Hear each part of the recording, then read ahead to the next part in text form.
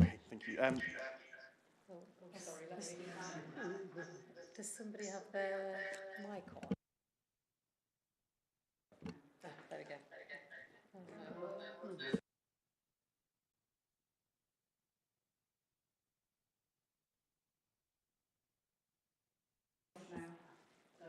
Yeah, okay. Good evening, everyone. Thank you for your time and being here this evening. It's lovely to see everyone on this sunny evening. Before we sort of get into the apologies, I'd just like to welcome Katie, who is joining us online.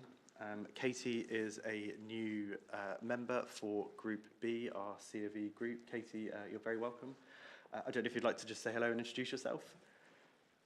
Good evening, everybody. Lovely to be here. My name's Katie Dickens. I'm obviously the new C of E rep. I also work for Oxford Diocese, so nice to be here. Thank Thank you. You're very welcome. Priya is doing our minutes this evening in place of Luciani. So Priya, have we had any apologies? Yes, so we've had apologies from Linda Galpins and Nick Barnett. Oh, and sorry, Jordan Montgomery. Thank you.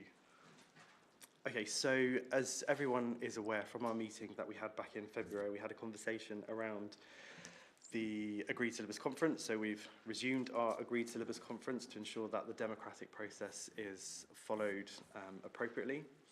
I'm going to pass to Emily just so she can explain a little bit more in terms of how voting works and how the structure of the discussion and voting will work this evening. Thanks, Stephen. Yeah, so what we're planning to do is the first vote we have will be simply a repeat of the vote we had in November. And the vote will be, does the ASC vote to adopt the syllabus as it currently stands? Except the difference between today and when we voted in November is that you're voting in the knowledge that it is an option for the ASC to make some changes to the syllabus and then vote to adopt it with the changes. And as we know, SACRE is wanting to make some changes to the syllabus, and hopefully you've had a chance to have a quick look at the agenda pack at the changes that SACRE is requesting. So what will happen is, as you will remember, we have to vote unanimously for the syllabus to be adopted. So each of the 4 groups gets 1 vote, and so you'll have some time to discuss, and then we'll ask 1 person in each group to say how your group has decided to vote. And if we vote unanimously to adopt the syllabus, that's fine. If we are not unanimous, then we will go on at this meeting to discuss changes that SACRE would like, and we'll sort of break those changes down into groups of changes to try and be more efficient. So SACRE will talk to us about a certain number of changes that she wants, for example, changes to the key questions, and we'll then have some time for groups to discuss, and we'll vote on those changes. Again, 1 vote per group, and we'll have to be unanimous to adopt the changes, and we'll go through the changes that are requested. And hopefully, by the end of the meeting, we'll be able to take a final vote, which will be, do we vote to adopt the syllabus, including the changes that we've agreed to include at this meeting? Just express this. And just one note, in terms of what changes we put into the syllabus, which we then vote on, actually, you don't need to be unanimous that we all want all the changes. What we have to make sure is that any change which must be adopted for the syllabus to be acceptable to all groups is adopted, and that if there's a change which is unacceptable to one of the groups, that it is either rejected or modified so that it is acceptable to all the groups. But we don't need all 4 groups to positively want. If no one feels strongly either way, it would be some sort of consensus. If one group feels strongly yes, another group feels strongly no, then we have to be some negotiation to what text would be acceptable to everybody, because the point is that the final syllabus at the end has to be acceptable to all 4 groups. Yeah, I would agree, Shira. And just to clarify and remind you about the voting in your groups, it's up to you within your group, obviously, to decide how to vote. The assumption is that you'll go with a majority within your group, but you don't have to. You could decide another way of coming up with your decision on how to vote. You don't have to be unanimous in your group to decide which way to vote. You could decide, if you're a bigger group, to have a chairperson in your group to help to guide your discussion. It's completely up to you how you discuss in your groups, how you organise that, how you decide how to vote. Alex is going to be talking to himself. But yeah, so I don't know if is everyone clear about the sort of process? Has anyone got any questions about? Sarah. I'm clear about the process. I just felt I wanted to say something in light of the 2 meetings we've had previously, and I suppose how volatile they seem to get. Like many of my compatriots here, we're the ones who deliver it. We're on the shop floor. And if you don't know me, I haven't been on SACRE for a long time, okay, but as I was just telling my fellow workers here, I'm in my 37th year at the Forest School. I've been a teacher, head of the department, head of year. I've also been a worker who's volunteered to be on the working party from previous revisions. So I've been on the inside, the outside, you're shaking me all about, I've come all over the place. And basically, as a person delivering the syllabus, we are responsible to the young people to get them to think about lots of things: tolerance, understanding, having a fair and an open understanding, and hopefully an objective view of the world. And what I felt is that in the 2 meetings that we had previously, that wasn't the case. And I think there were 2 faults. I think there were people saying things that came across quite aggressively, and there were people who didn't stand up and say whether or not they agreed or disagreed with what was being said. They were being maybe very British about it.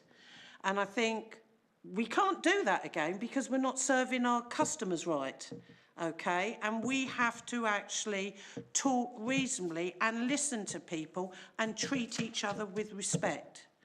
Because if we can't do that, how can we then say, please adopt our syllabus, but we want you to be tolerant and understanding? If we can't be that way in this room, how can we expect teachers to go out and tell the students, this is what you've got to do, don't do what I do what I say? And that's I felt so strongly about it, thinking about it all over Easter. I walked away from those 2 meetings with a bad feeling in my gut, and I thought, I'm going to say something, whether I cause ructions or not. I feel that strongly about it, and I think it just needed to be said. And that people, if you are feeling unhappy by things, say it, but say it politely, say it in an understanding and a non-aggressive way. And if people are uncomfortable by what people are saying, you need to say something as well. And that's what I wanted to say. So much so, I even wrote myself little points, because I didn't want to forget, you know. And that has really, you know, made me think all the way over my Easter holiday, with all the other work I was doing, I want to say something, okay? And that's why I thought it was really important to say that right at the beginning. Thank you, Sarah, for sharing, and I agree with your sentiment around consensus and as sort of working collaboratively and to deliver the best syllabus for the young people. John, I think, did you have your hand up, or have I just totally imagined that? No, I just wanted to ask about the mechanism in which Katie and I will discuss things, but I'll perhaps come and chat with you in a moment about that. I think we've got a bit of a plan sorted. Are there any other questions? Emily? I was just wondering, Stephen, a couple of members have been in touch with me to say that they would find it helpful before we have this initial vote to get perhaps Ian's general thoughts about the changes that SACRE is requesting to help to inform how they might vote in this initial vote. So obviously, if we don't vote to adopt the syllabus in this initial vote, as we go through the changes that SACRE wants, Ian, if it would be helpful, will be happy to give his thoughts in more detail, but he could give a sort of general view of the changes SACRE is requesting now, if people would find that helpful before we take the first vote. Thank you. The document that has been sent around, which is in the packs, relates to, I'll take in a certain section, so A, B, C, etc. A are changes that SACRE has put forward for the Jewish non-statutory content, and that is from the Jewish perspective, and therefore this is the authentic Jewish voice, so therefore should be what's in the syllabus, in my opinion, and that is my opinion as an RE advisor. And as Sarah said, she's been teaching 37 years. This will be my 32nd year. So, sorry, nearly there, Sarah, nearly there. But as I say, a lot of material in there will be really useful for teachers in determining what they're going to teach in the classroom, in terms of the content which has come from the Jewish perspective. So, in that section, section A, is the non-statutory content, and actually has, will give children a rich understanding of the Jewish faith, having that delivered in those ways as well. In terms of section B, comments are made about this being a 2026 syllabus now, because actually if we were to approve it now and So we have colleagues here from schools. If we're to suddenly say this will be in place for the 1st September 2025, you'd probably throw things at us by now and go, you must be joking, especially when SATs are coming up and GCSEs are coming up. I do have one local authority who is launching their Agreed Syllabus on the last day of June, so that's going to be interesting when I stand up and tell them it's for September, but we won't go there. Comment has also been made about, and commented made there as well, about ensuring that children are not having to justify their own beliefs, which as RE teachers, as Sarah's already said, this one, it's what we're not there to do, is to justify a belief, is to get children to explain what they think, so that's there as well. In terms of the key questions, I think the changes made are actually really quite relevant and really quite useful. So the question there for Year 6, I think, is a really useful amendment. And I think really actually embeds the question in what RE is looking at now in terms of recent reports from Ofsted and from other organisations as well. And similarly, questions there around the question on Key Stage 3, question philosophy on God. I think the change there is a really, when I spoke to Emily about this one, I really liked that question, and I would love to have taught that to my Year 7s, 8s or 9s, I have to be honest. And mine was a very inner-city school in Manchester. In terms of the early years content, C1, I would always refer to it as actually the Torah. So any amendment there in all my teaching, and I've taught from early years all the way through to Key Stage 5, I would always refer to it as the Torah as well, and trying to get children to understand that the Old Testament is what Christians call that part of the Bible. Jews refer to it as the Torah, the Tanakh, so no problem there. PBUH is used by Muslims. I've always used it after the name of the Prophet, but I know some teachers have not. So there's something for people to discuss. On D, the choice of world religions, I'm not going to make a comment there because that is for the SACRE, the Agreed Syllabus Conference, get it right in. That is for the Agreed Syllabus Conference to decide which religions are taught. The only thing I've looked at in looking at that one is the ONS data for the 2021 census for Wokingham, which I know lots of Agreed Syllabus conferences do look at in determining that one, but I think for colleagues around the ASC to look at that and for you as a body in recommending a syllabus to the local authority, for you as the body to make the decision on what religions you think should be taught in which key stage. So I'm not going to comment on those ones because I think that is for you as an Agreed Syllabus Conference. And as an RE teacher, that would not be something I would feel comfortable commenting on because that is the decision of the ASC, not one individual. Therefore, that would apply to any of the elements under D as well. And then similarly, with E is around the idea of replacing religions, religious and non-religious worldviews with religions and worldviews. I do know that within the RE community, some people are following a worldviews approach, some are not. And I think the changes actually encompass everybody's teaching of RE. So, when I trained to teach in 1990, that really does show my age now. That's when I first started my teacher training. Michael Grimmett was the big thing in RE, and he was all about attainment target 1 and attainment target 2. That was my view of RE. I had to change along there as well.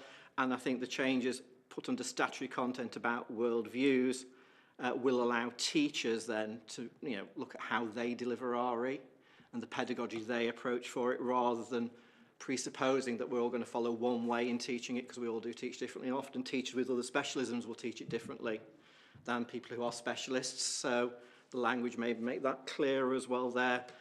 Similarly as well, comments there under E2 about religious and worldviews as well.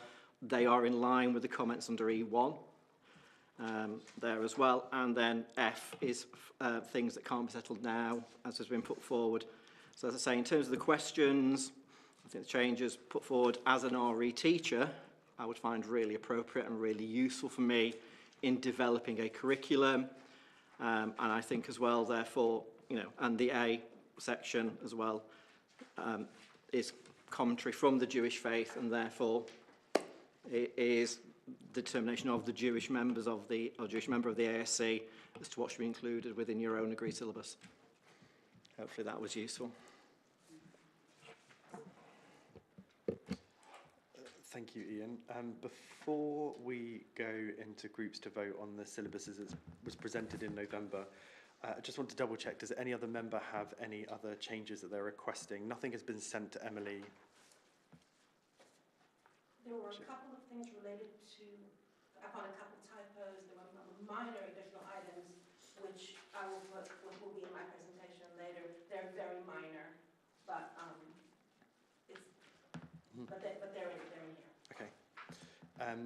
And also, just once we sort of have our discussions, if we vote not to adopt the syllabus as it was, just for us to be mindful that it's no longer a Pan-Berkshire syllabus anymore, we'll be working towards a Wokingham syllabus as well. So I think it's probably an appropriate time to break into our groups. And the first vote that we're having is, do you within your group agree to adopt the syllabus as it was presented in the agenda pack? So that was in essence the syllabus that we voted on in November, except that I think there's been a couple of small changes and some error corrections. I don't know, sort of, Priya, Emily, if you had any thoughts on how long. I mean, I think because it is the syllabus that people have voted on before, probably people don't need very long to discuss. Would that be fair? Maybe groups could just indicate to us when they're ready to come back. Okay, and we've got sort of both rooms, so we can all sort of break out into different groups. John, I think Priya's going to help you and Katie sort of get together. Who else is, so just the three of us? No, there's Do you want to And yeah, if we indicate, like as Emily said, We can have a table, we can come over there.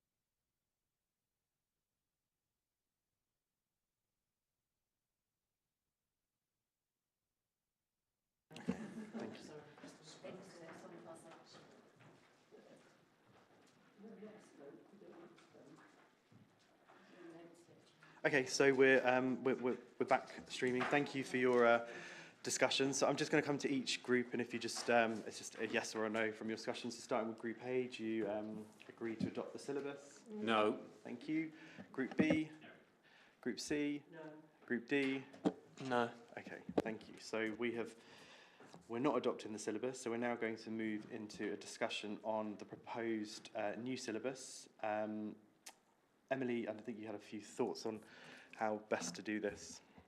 Yes, I'd suggest what we could do is divide up the changes that Shira would like into different sections, and so we could ask Shira to talk through the changes in, say, Section A, and then we can decide, do we feel comfortable to take a vote on all of Section A, or do we feel the need to split it up?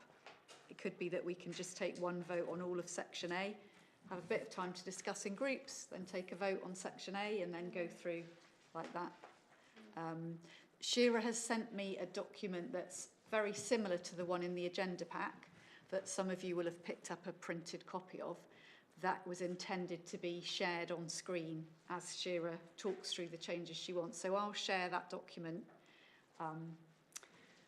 So it would be useful, if possible, to have the two side by side. Unfortunately, Shira, I've tried, and because I have to share through the Teams meeting. You can't share the whole screen? I can only no, because if I go to share screen, okay, well then if it will necessary, just share so that. bring both documents up if necessary, flip back and forth between them. So we can flip back and forth between them as necessary then. So for the moment we can just have the second document, and if we need to go to the other one, we'll flip back and forth. Okay. Okay. But I mean, one of the advantages of this document was that I put hyperlinks to the syllabus document, so that we could easily jump to the point in the pack to find what it was referring to, which is useful. I just, in terms of because Section A, honestly, I just thought would be non-controversial, and there's a lot to discuss in terms of the other material. Can I just have a sense of people here whether anybody has any objections to anything in Section A? Because it may be that we can just wave that through and move on to discussing the other bits which involve more discussion. Are there any questions from anybody here about Section A? Any concerns? Anything that you're wondering why it's there? I think it's good possibly to take questions, but we will have to go into groups to vote just so the democratic process is appropriately followed. If there's a consensus that people are happy with it, then we can avoid wasting a lot of time. So I've got a question. I think there's other sort of colleagues around the room possibly have a question. So in terms of the Judaism section, I think it's really useful and beneficial. Can I ask, though, in terms of the sources, was this just which sort of... I consulted. I consulted with Anna Silva. I didn't finish my question. Okay. Sorry, thank you. Okay. So in terms of the consultation, who were you sort of consulted with? And was it a mixture of, I said Anna Silva, but also was it consulted with our Reformed Jewish colleagues, our Orthodox Jewish colleagues as well? In terms of that section, honestly, I mean, my Reform colleagues were too busy to help me on that, and the decisions there were ideologically neutral in terms of different movements. And that one of the things I made sure to do is include links to all the different movements in Judaism. The decisions and the changes there were not to do with which branch of Judaism in any way at all. Basically, I said to Anna, here's the list. What do you think of these? Do you know about this guy? Is his stuff any good? Are there anything that we've forgotten about? Of course, there were new resources which she put together, which I knew were in many ways better than the stuff that was there. And I reorganized it, systematized it, simplified it, and I thought it looked really good. And and if there's any feedback from Dale that there's anything that we forgot, then I will then, we can always make, I mean that's non-statutory content. We can always add a resource later if there's something that we forgot. But we've got a link to Reform Judaism, we've got a link to Masorti, so it's, I don't think that's an issue.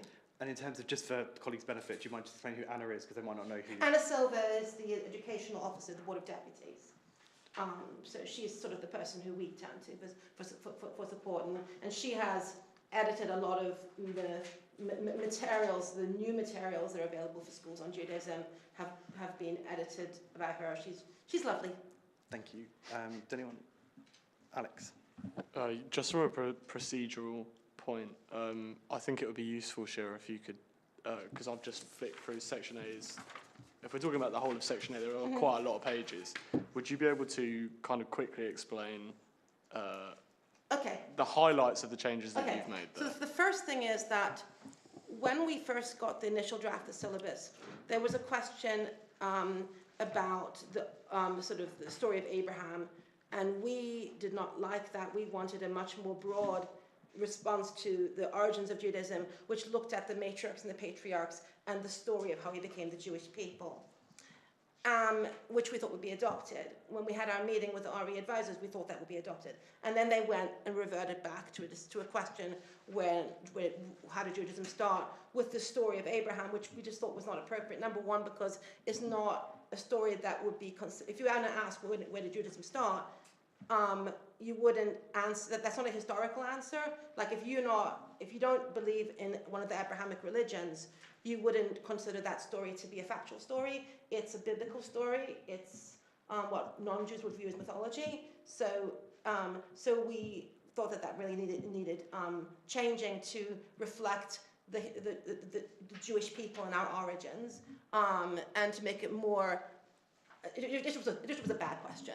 The other thing was that in Key Stage 1 was that they erased all mention of Israel. But I mean, in terms of the non-statutory content, that Anne Andrews basically has agreed that those changes had to be made. We reordered the questions slightly because we thought it made more sense to ask about the Jewish way of life first, and then about the festivals afterwards, because that gives more detail, just made it more logical. So that's what's in terms of the Key Stage 1. If you want to flip through, if you want to flip through to, so in our Key Stage 2, let's go up a little bit, because that's Key Stage 2 there. Upper Key Stage 2, there was a weird decision that was made to make the questions for Judaism out of line with those for the other religions, even though we actually had helped to formulate those questions when we gave our feedback. And so if you look at the questions for the other religions, it's what do Sikhs learn about, what do Muslims learn, what do Christians learn, it's all, but in case of Judaism is what is the role of Jewish text and tradition. The word Jew doesn't appear. It was all very strange. And the other thing was that they emphasized different branches of Judaism, the differences between different branches of Judaism, and none of the Jewish reps felt that obsessing over differences, it's a kind of very Protestant attitude to look at sort of doctrinal differences, and also the differences between different communities in Judaism are much, much broader than just sort of branches of Judaism in terms of like, if we're out there, Sephardi, Ashkenazi, Mizrahi, Jews all over the world, and so we wanted a question that looked at the diversity of Judaism without obsessing over doctrine. So that's why the key questions really needed to be changed for Upper Key Stage 2. And then again, the content just better, and also including mentioning of the fact that we are the children of Israel and our identity as Israel, which that is really core to what it means to be Jewish. That should not be left out. There was one line that we added in consultation. It was partly Alex's suggestion. When I contacted him a couple months ago, that there was no mention of anti-Semitism, and so I consulted with Dale and Svi, and we decided to add one line. If you want to flip down to the non-statutory content, the bottom bit for Upper Key Stage 2. So here we go. No, keep going. There we go. Next page, I think.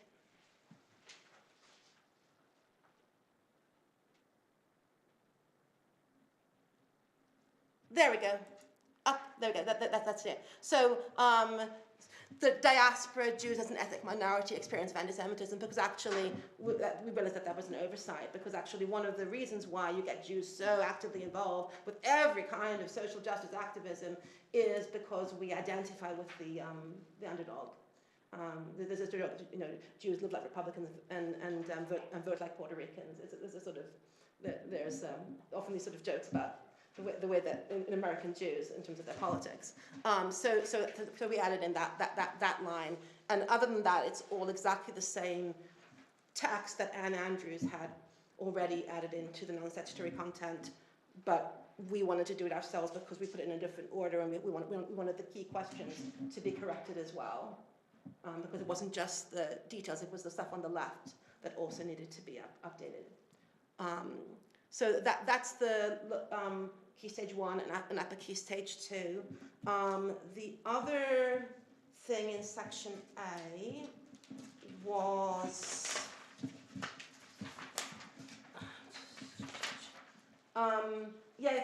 so key stage 3, there was just a particular let's flip to the other document, flip to the agenda pack, page 78. Which you could have done by clicking the hyperlink on the other document.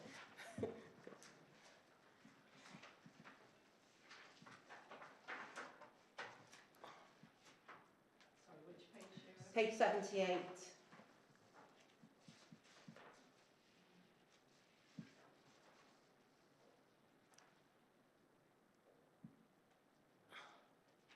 That's it. Here we go. So, I mean, there was just one bit frankly, in the philosophy section, which was really gobbledygook. It didn't make any sense.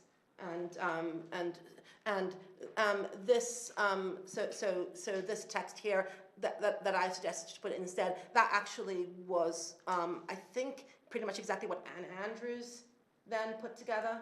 That I think was coined by Anne, because there was some back and forth because of Maidenhead SACRE. So that suggestion actually is I believe from Anne, and then Judaism. Again, there was just some text that just didn't make much sense. So we want this put in instead because it makes sense. And this was all kind of rubber stamped by Anne Andrews. It should be just completely non-controversial. And then, of course, the resources just updated, improved. There was some of these resources were out of date. Some of them weren't necessarily very good. There were too many, which creates confusion. So it's focused, shorter list, and more focused on what's really high quality and really going to help teachers. Yes, yeah. Thank you, Shira. Katie. Thanks, Stephen. Shira, I think some of the suggestions you made are really good, and thank you for the incredible hard work that you put into this. And I suppose my only concern I was talking about with John in our group is that some of it might be, particularly in the Key Stage 1 section, just whether it's completely age appropriate for little ones. And from the point of view of this being non-statutory content, is it the idea that you want to give more guidance to teachers because they're going to teach from this what they feel comfortable teaching at the end of the day? We can give them training, we can give them support, but, you know, how much of this is your expectation that they teach, or how much do the teachers in the room feel that they would be expected to teach of this? Or is this more kind of to give background so that it supports teachers? Because one thing we do know is that teachers who are not specialists, particularly in primary schools, are going to have a lot to learn here. Yeah. So from the point of view of just making sure that, you know, what would be kind of, because I'm new to the group, you know, what are the expectations of the teachers in the room? Would they be expected to be teaching all this content, and do the teachers in the room think that this is age appropriate? I think John was sort of saying that he thought it was okay, but that would be my only comment, really. If I can just respond, I think one thing that was one of the things that unfortunately didn't happen enough in the syllabus consultation was there wasn't enough engagement across the groups. And so if there are, I mean, and this is non-statutory content, so it may be that we flag that there may need to be some sort of focusing and simplification, perhaps, that we could then sit down and have a meeting and work on, possibly in future too, or maybe that there needs to be some additional supplemental resource for teachers to help them to focus, which we could then work on and sit down and do. And that would be, I think, a useful thing to happen, you know, and then we could share that wisdom with the other councils in the hub. But it shouldn't be a block for sort of approving it tonight, but we can flag. You want to add that to sort of section F, things to flag. Key stage 1 maybe needs some more pointers for teachers. I can sort of put that into on the list of section F. I think it's just I'd just really be interested from the teachers in the room as well. I'm an ex teacher. I'm an ex head teacher. I think you know your area much better than I would do. You know what you're teaching the children at the moment. I've been out of actual teaching for about 3 or 4 years now, so I am a little bit out of touch. So I'd be really grateful to hear from the teachers in the room around their thoughts around the suggested non-statutory content for section A. Julie, you had your hand up. Thank you. Yeah, I'm happy to comment on that. I'm a early years and Key Stage 1 mostly teacher. Looking at these, the Jewish way of life, they would love to look at all the home things, what you do at home. I would pick that out, and that would work. Sorry. I would. So what the Jewish way of life book, I think, is accessible. They like big words, and these words will be unusual to them. They won't remember them all, and I might pick from them which I would focus on so that they at least remembered ones. The synagogue, the role of the synagogue, again, they would go and see a synagogue, they would act it out.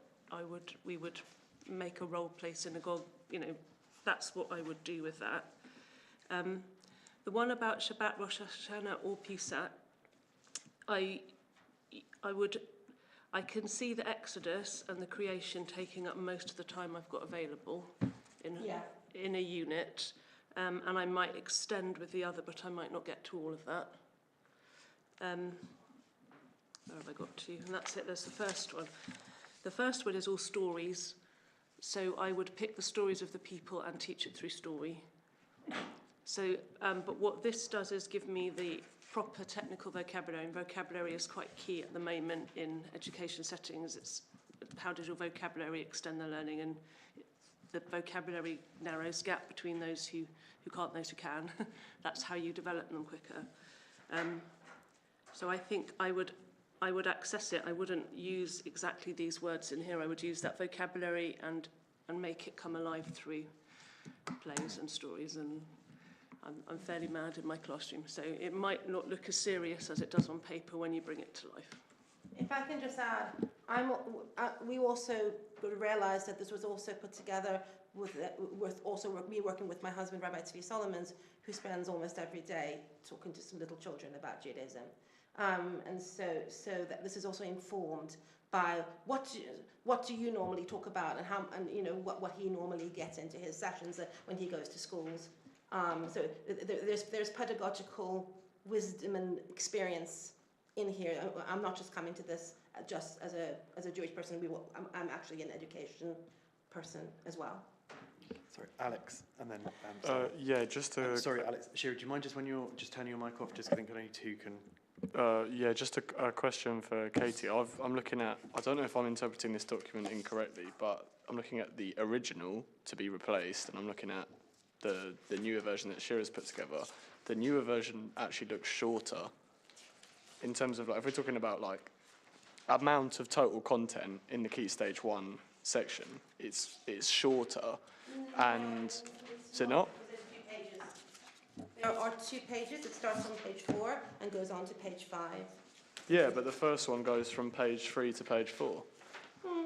So, okay, they're pretty much the same length. Yeah, they're pretty much the same length. And the second question I'd ask is, when you initially looked at this and you said that there were certain concepts in there that might not be age appropriate, which bits were you looking at, just so I can like clue my eye in? Sorry, what was your first question, Alex? Well, I don't know. And where all of this kind of conversation came from was that you were saying you don't think it's age appropriate and that there's potentially too much content, but the amount of content is the same. And so I was just wondering which bits of what Shira's put together. Yeah. Are you worried about not being age appropriate?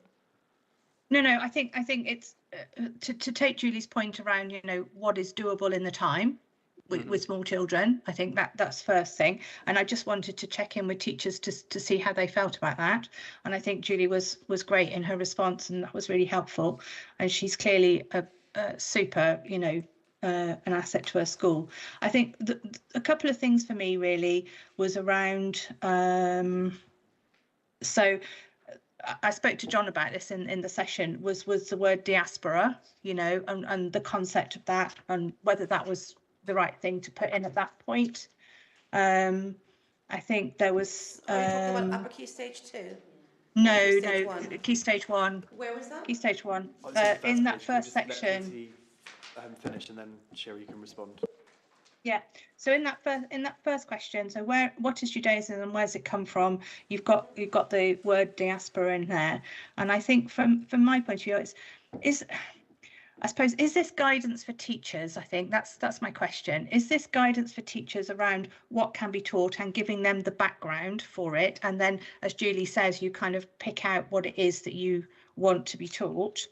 So that if it's guidance for teachers and support for teachers and supporting their understanding in order to help them to deliver in a more knowledgeable way, then I think it's helpful. But if there is an expectation that we are teaching young children what diaspora is that okay?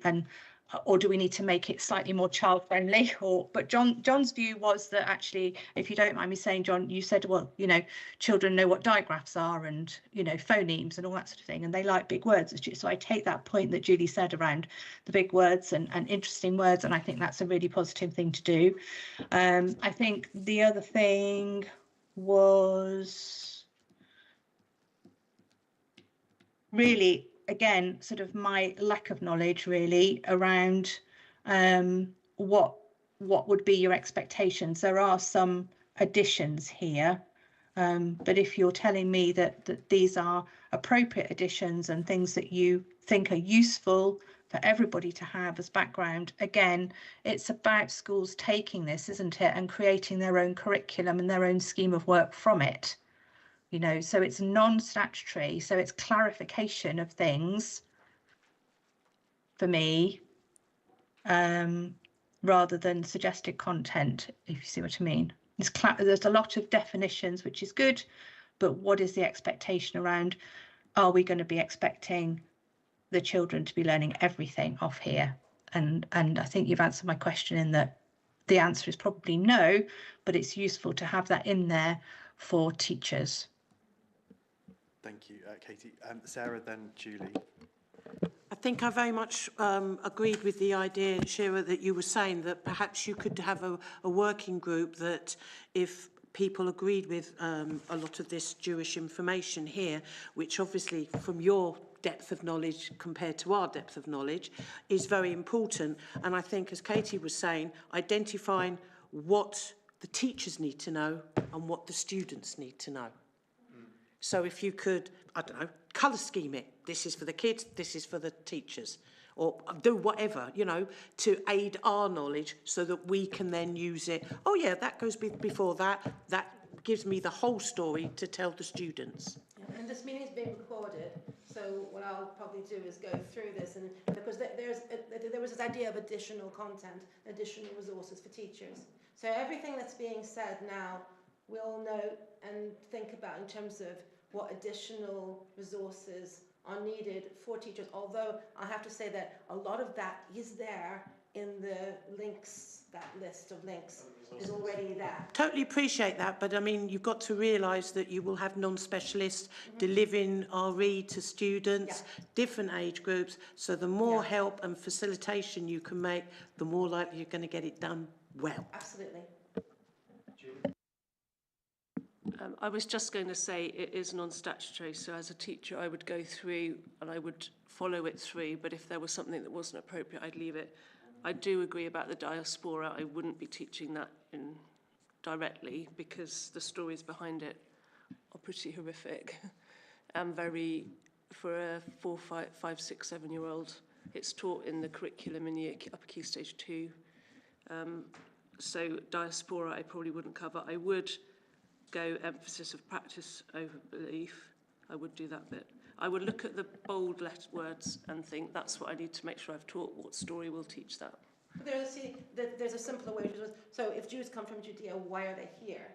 Oh, well, they had to leave and they went all over the world. And there's a big word for that, but that, you know, people know about refugees and people moving. And so, you know, it's not that complicated. What about the story of Exodus? Can I don't think we got time to sort of go through the real nuances of every single thing, just because everyone's busy as well. Shira, is there anything else you'd like to sort of add before we go into groups to vote on the changes? I think that we should be ready to vote. Okay, should we vote on everything all together?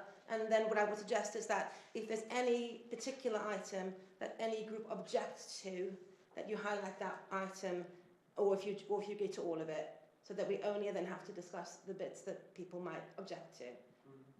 That will be quick. Sorry, this is me being really dull. So you're saying you want to go through all of it and then we do A, B, C and D? Because I thought, go on. No, sorry, Stephen. I think I understand.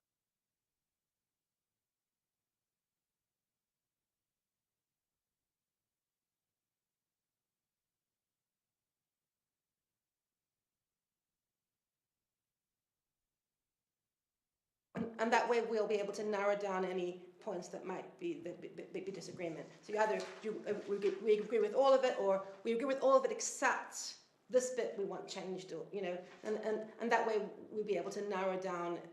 Otherwise, we'll be here all night.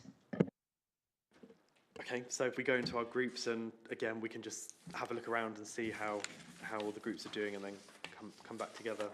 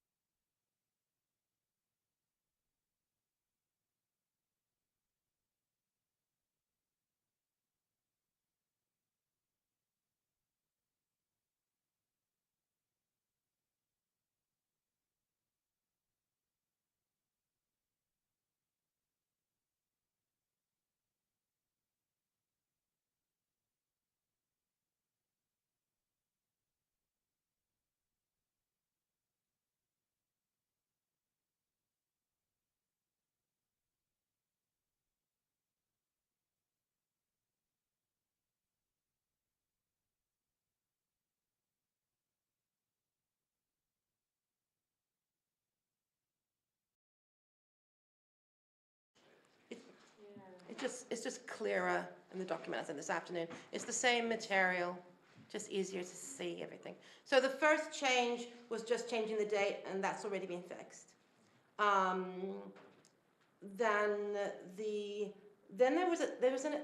noticed a change in the new syllabus draft, something which wasn't in the draft that I'd been commenting on.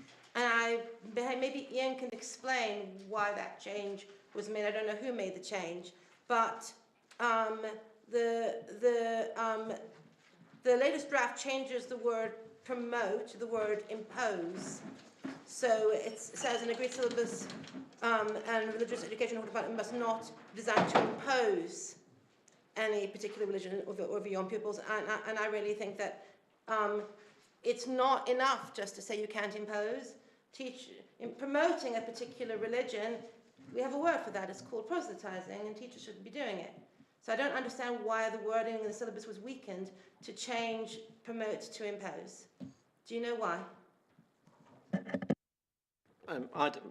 Emily and I spoke about this one. We don't know why. And in fact, we both said that promote was probably a better word than impose. Actually, we thought that promote we would have left from the word promote in.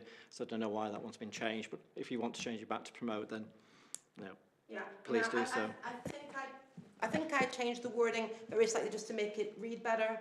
I can't remember, but the way that I've got it here, I think, so we can change that, yeah? Just because promoting, we don't do that, not meant to. Okay. Let's scroll down. Can we make it smaller? Zoom out, and one more time. One more time. One more time. That's good. That's perfect. That's perfect. Okay, so now in our proposal, which went to Andrews, we requested that there should be some safeguarding guidance in the syllabus, because particularly with all this discussion about philosophy, and which looks a little bit like truth-seeking, which is a dangerous thing a bit, because no one really has necessarily the one truth that is correct and other people are wrong at, to make sure that there isn't any ideological pressure, particularly on students from minority faiths, who may feel under pressure if they're put under the impression that that they are that they need to justify their views, particularly because if you look at the back of the syllabus, there's a lot of language for teachers about students learning how to justify their views, which I haven't split hairs about that because we don't have time. So to make sure that that would not be interpreted by teachers that people's religious beliefs needed justification, because they don't, and it's particularly abusive to minority kids because they're going to feel really on the spot. So in response to that, Anne put together the stuff which is in large type at the top, but we prefer what's at the bottom, which is just a bit longer and emphasizing the importance of protecting children from minority faiths, from ideological pressure.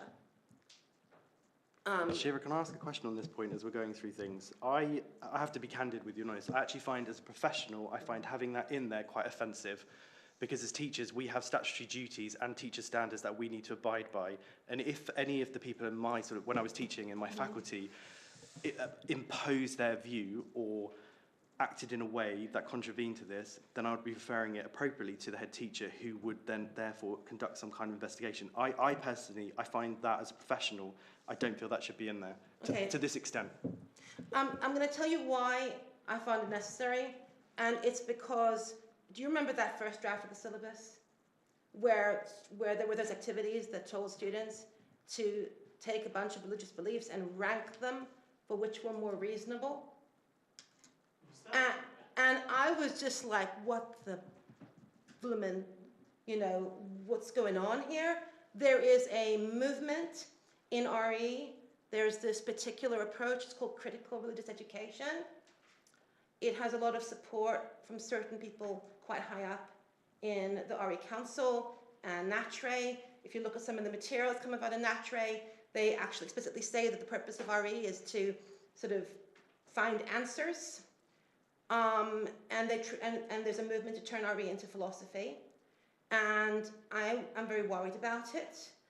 And it's very, very important, particularly, again, because the same people who put those first activities in to the syllabus possibly wrote those guidance at the end for teachers, which actually had stuff about children justifying their views, which is, again, it's just like, I mean, and I've decided not to split hairs about all that stuff at the back, because no time. There is a movement in RE to turn RE into philosophy, where we are working out which is the right view and pitting all views against each other, which I think is incredibly toxic and bad. And we need to make it perfectly clear that this is part of the Worldviews project, is to do that. And I want to make it perfectly clear that that's not what we're about. Thank you for sharing with us. I still don't feel that's appropriate. I think we have to trust in our professionals and in our amazing teachers across the local authority that they will be fulfilling their duties and not promoting one religion or another, or telling a child that either religious belief or disbelief require justification. Yeah, if I could come in on this, because I've got some interesting experience relating to this exact point. I went to a grammar school, very academic school, and the way that I was taught RE was very much in the way that Shira was describing. I was the only person in my class with a faith, or the only person in my class willing to discuss and debate it in the way that Shira is talking about. And I've now become very articulate about talking about my faith and receiving criticism about it and discussing it in that way. But ultimately, what I went through secondary school, probably if a child went through that now, it would be considered abuse, and it probably would be a safeguarding issue.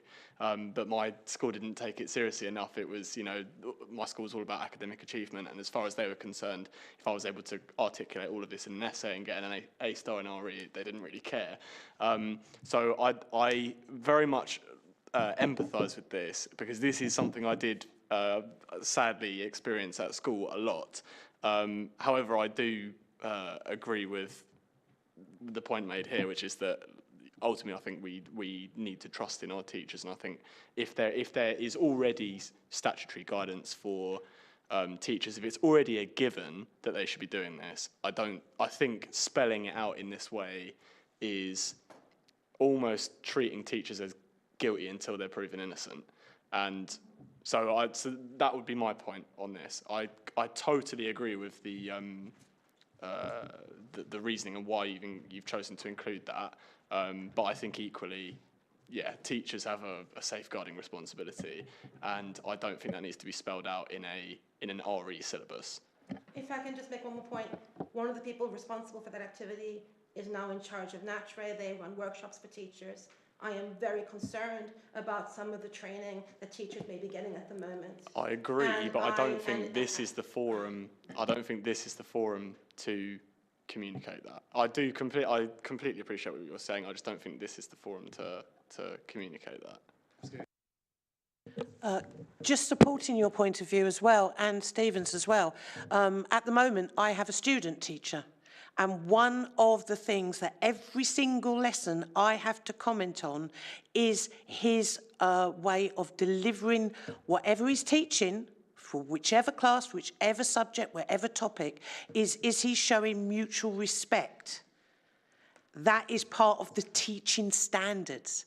Every single lesson, let alone what he's teaching, has he fulfilled his targets and all of that. That is a separate category.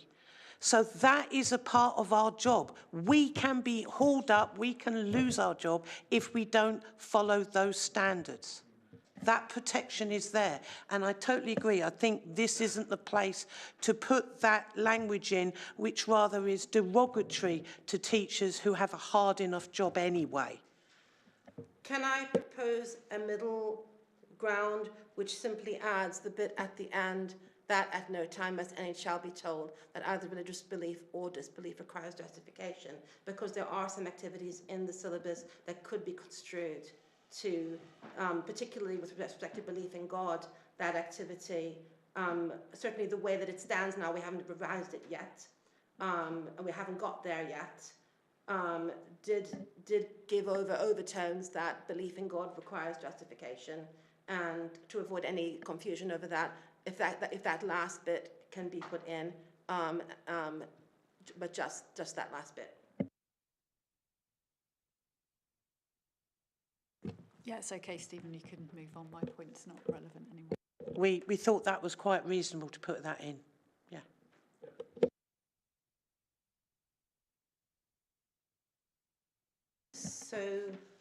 moving down.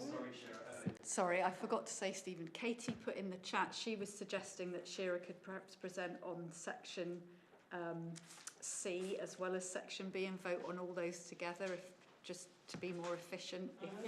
Well, if we're pretty much agreeing as we're going anyway, because at the moment we seem to be agreeing as we're going and making adjustments, so that should make it possible then to do the vote more. Because so far we've been basically we've just made a decision, haven't we? Right. Okay. So yes, but I do still think we will need to break off into groups just so we have the formal, just so everything is appropriate. I don't know. That's C. Yeah, C is simple. Sure.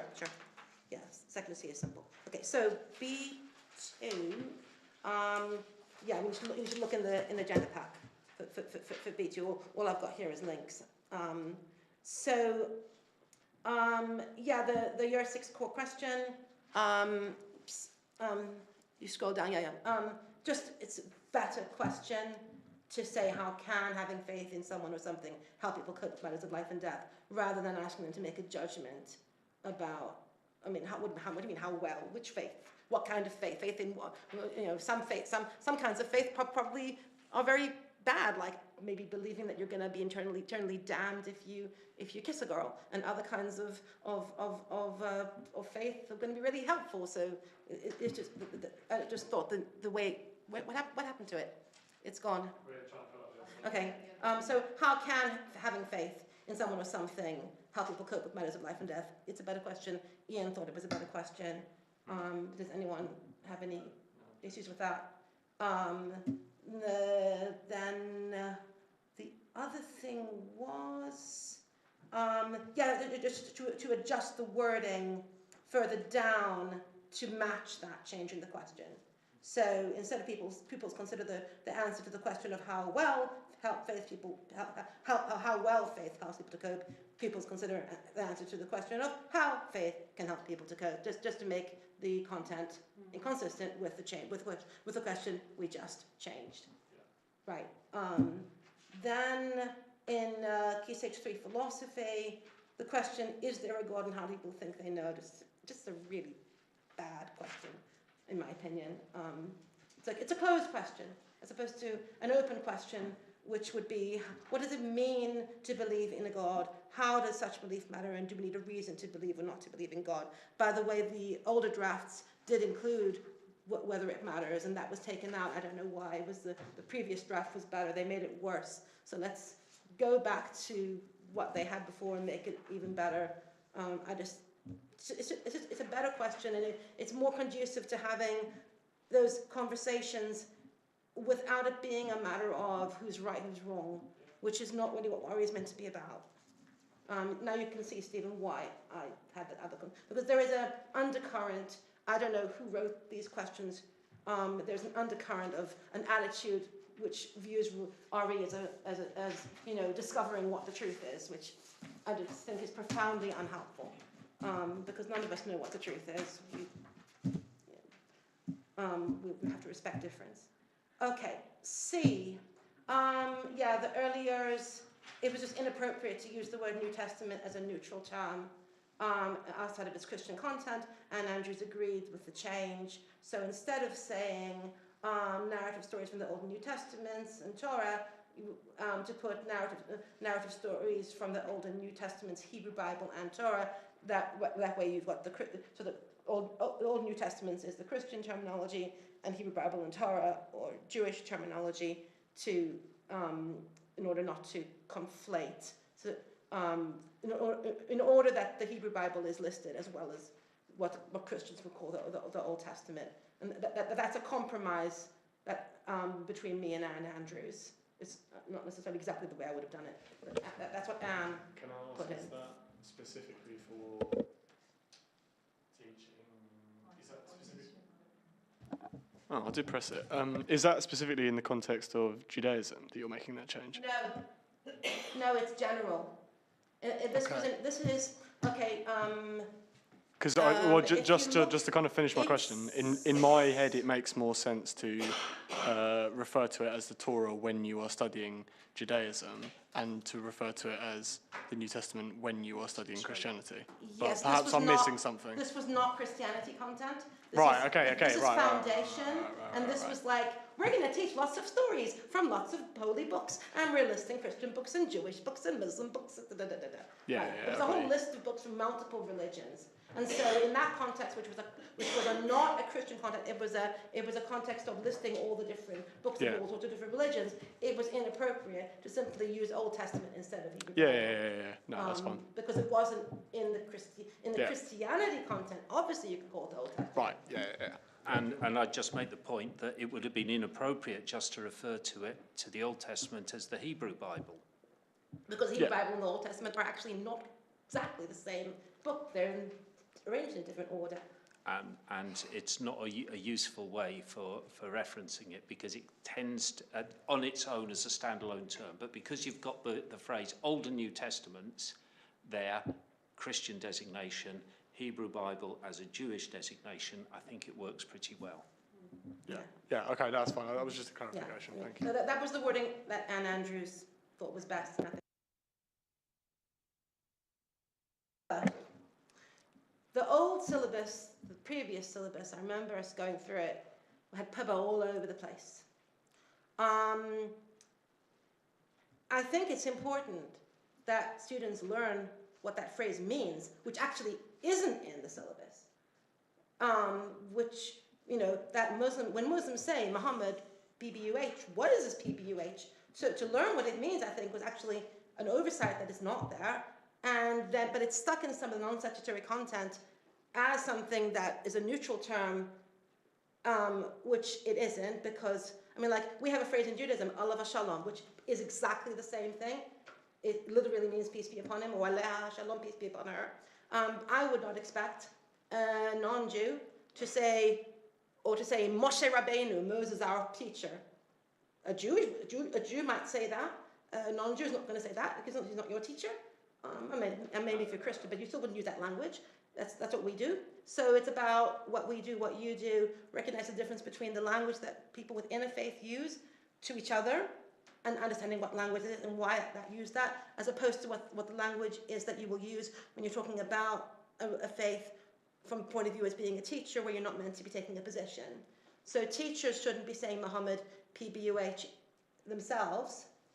If Muslims want to use that phrase, that's for Muslims to use, and students should know what that means, so that when they see Muslims saying Muhammad, PBUH, they know that PBUH stands for peace be upon him. And they'll say Musa, PBUH, Issa, PBUH.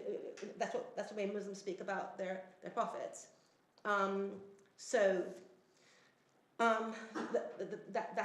That's why so my suggestion was that you take out the PBUH there, but add in to section 531, which is under who is the Prophet Muhammad, perhaps at the end, Muslims say Muhammad, PBUH, meaning peace be upon him, to show respect to the Prophet. It would be helpful if Shahid were here. I don't know whether we should try to call him, but I don't know, Ian, do you feel confident to do that? Or, it is non-statutory content, which could be sort of adjusted later if Shahid would prefer to word it slightly differently. I don't know. What do you think? Personally, as a teacher, because my specialism is Islamic studies, so that's what my master's degree is in, is Arabic. My students would use PBUH. I would never use it.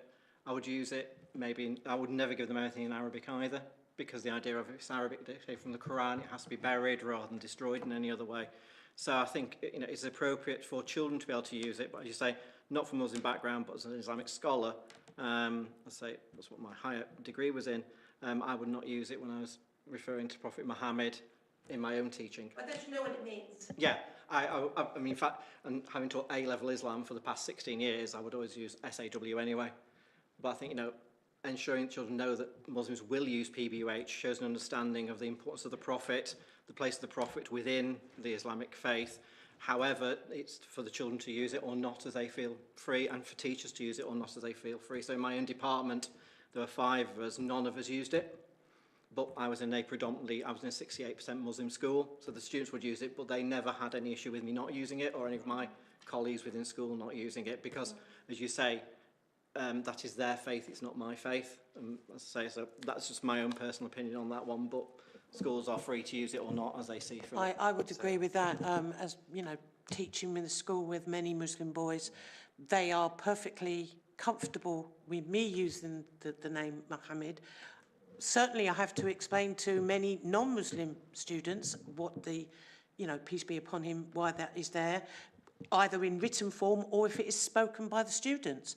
And they are perfectly comfortable about that. So I don't have a problem in it being down saying about explaining it because it is part of what they are doing in their living Islam. Ian, are you comfortable sort of inserting an appropriate line into 531? Sorry, so it's 5, yeah. Yeah, What was it? 531. Yeah, 531 to explain that term. I think that was the right place to put it. I say if the ASC are happy to do that, that's your decision to do that one. As I say, same with Sarah. As I say, personally, I've never used it as a teacher, but I did respect the Muslim students I taught, and the majority of my A-level class were Muslims, so they would use it quite happily, and they would understand. The phrase, meaning of PBUH, peace be upon him, just insert that phrase into section 531 so that teachers can then explain why Muslims say that. Okay, right, so A and C. Okay, so if we break into our groups and vote on the changes and yeah, come back together.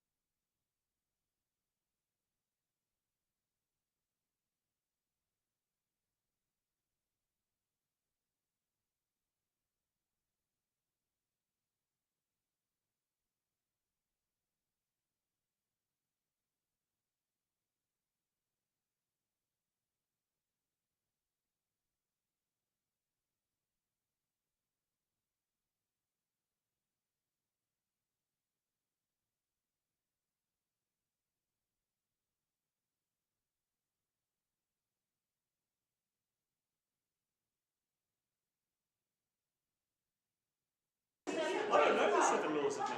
I think we're and we're streaming. We're live. We're live. I feel like that's like Big Brother.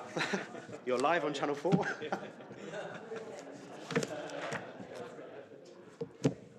Okay, so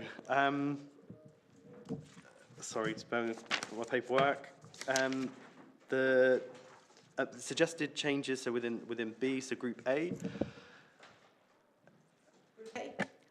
Yeah, we're in favour of that, both sections B and C. Oh, sorry, yes, B and C. Thank you. Group B. So Katie. yeah, sorry, John. So I'm happy to accept B and C on the basis I'm not happy with the wording of 2.2. I think the section that says they are also mindful that everyone has a responsibility to promote the welfare of all children and young people is fine. I think discriminatory language must be avoided is fine. I think we take the rest of that out. To take the language Anne Andrews had put and just add that one bit at the end that the children shouldn't be told to justify their beliefs. That was what we discussed. Yeah. I think there might be times, Shira, in school where we do need to actually ask children to discuss, to justify their beliefs, particularly, perhaps not in early primary, but certainly when they get to secondary school, that things that might be quite counter to British values and that we might need to challenge them on some of their beliefs. And sort of talk to them about where those beliefs have come from. So I think there might be times when we need to do that. And I think having that in the RE syllabus is not helpful in that respect. We all in schools and people that work in schools have prevent training. We all have safeguarding training. We all have professional standards. And my view is that this is not necessary language that needs to go in there. I just want to clarify, the phrase wasn't belief, it was religious belief or disbelief. Yeah, even so, there might be times when that has to be questioned. Can you give me an example where a religious belief would need justification? Yeah, so violent jihad might be something that you could come across. I've had to deal with situations where I had a child in a primary school say something very unpleasant and I had to deal with that.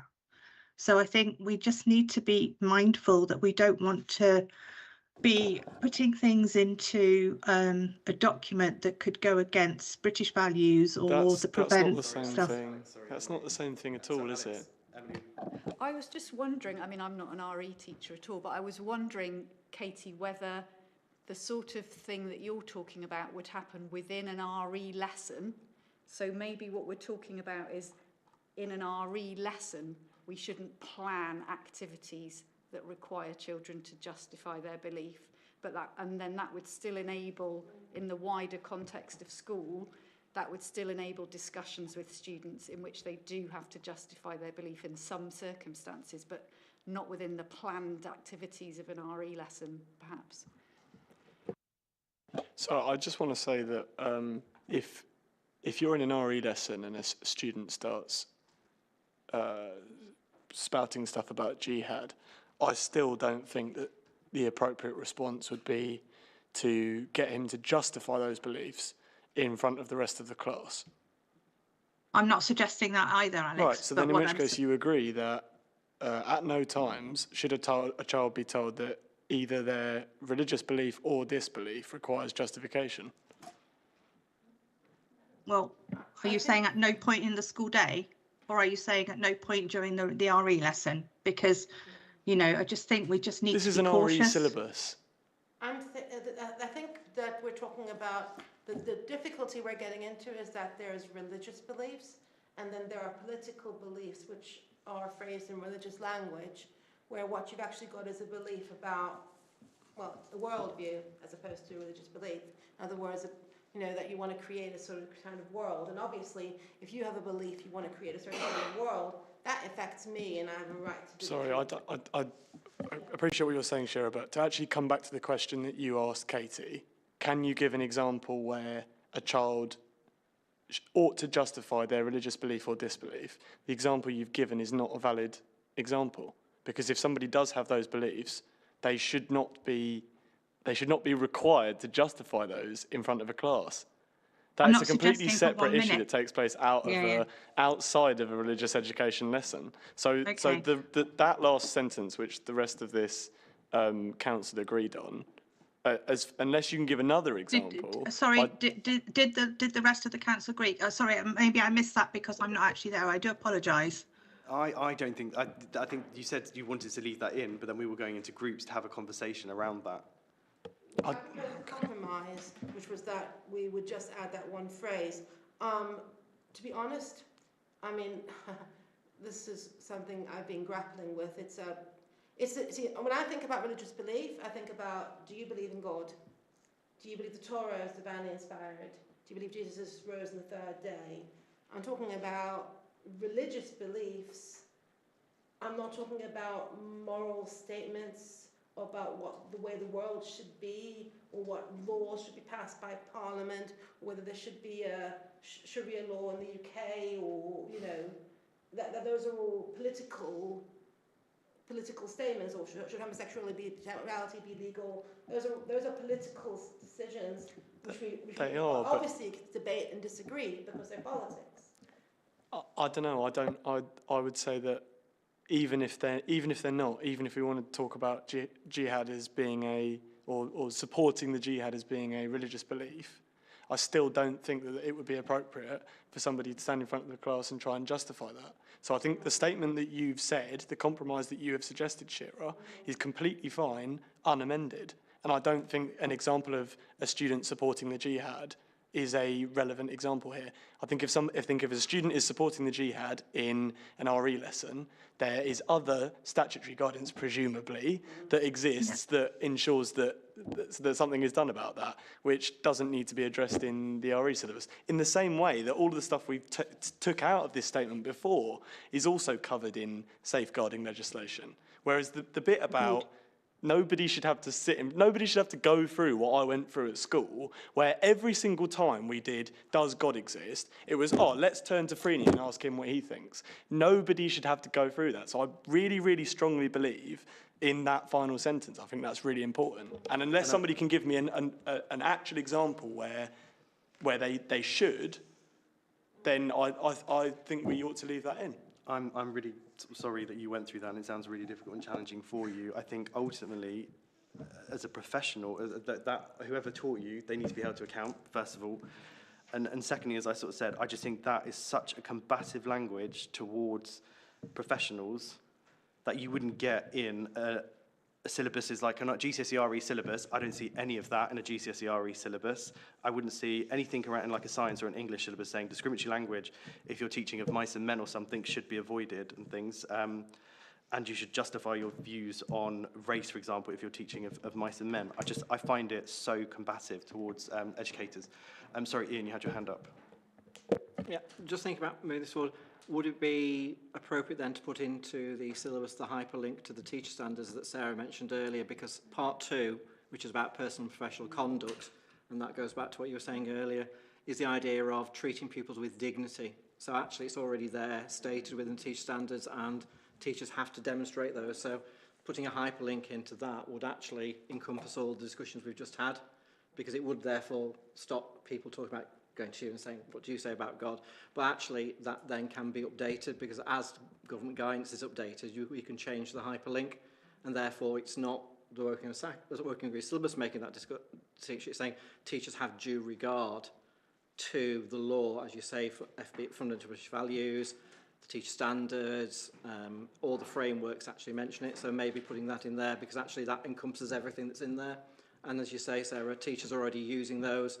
And having been an ITT provider for a while as well, you ensure you that could also make that. reference to SMSE as well there. That's very relevant, social, moral, spiritual education. Just going to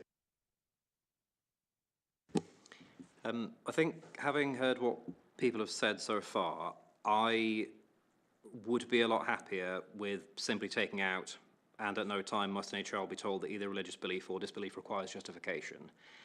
Because I think it would be very easy to interpret that as, at no time must any child be told that any religious belief or disbelief must require justification. So to give an example,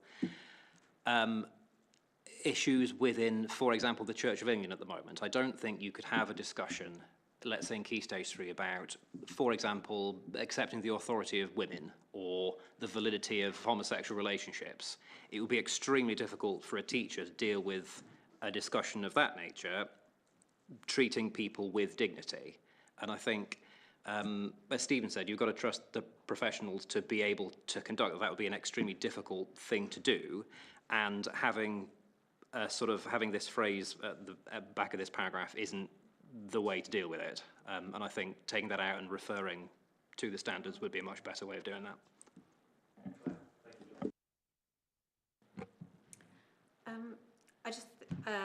So reflecting on what people have said so far, I think it could also be taken out of context by people reading this who don't have this awareness that we're, all the discussion that kind of sits behind it.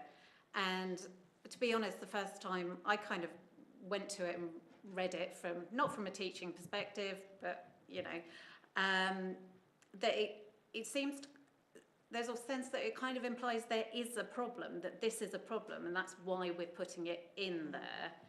But really, if it is a problem, then we or whoever should be doing something about it, and that wouldn't be enough, having it in there, I think. So I think I'd support what Ian's suggestion was about having a link, and that could work better. I'm going to give in on this because I think this is complicated. What we had actually requested was that there be some safeguarding guidance in the syllabus in terms of how these philosophical conversations happen, which may turn into truth-seeking, to make sure that there isn't my main concern is ideological pressure on children from. And the thing is, I don't think all teachers, particularly those who come from a majority community,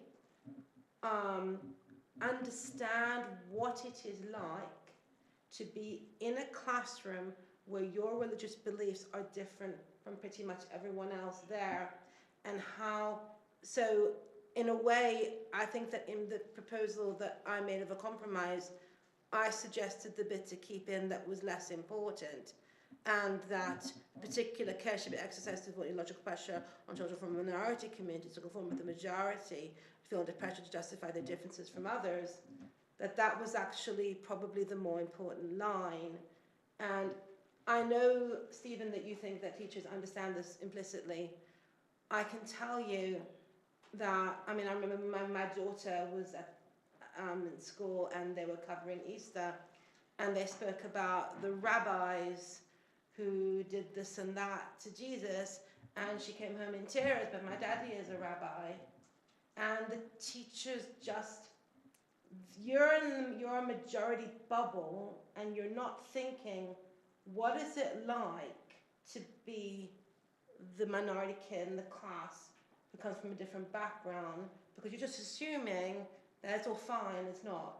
And teachers do need that reminder about the minority stress that children from minority faiths may feel in the classroom. That's probably the more important line, and I actually agree that the last bit could be misinterpreted and come out with things I don't, because the difficulty is distinguishing between religion and politics. I know the difference, but some other people don't. So there is no difference. But it's my view is that the thing about particular care towards children from minority faiths, that line is necessary, and that the bit at the end, I agree, should be removed, because it could lead to things we might not anticipate. Whereas concerned about minority stress, what would be the unintended consequences? I can't think of any.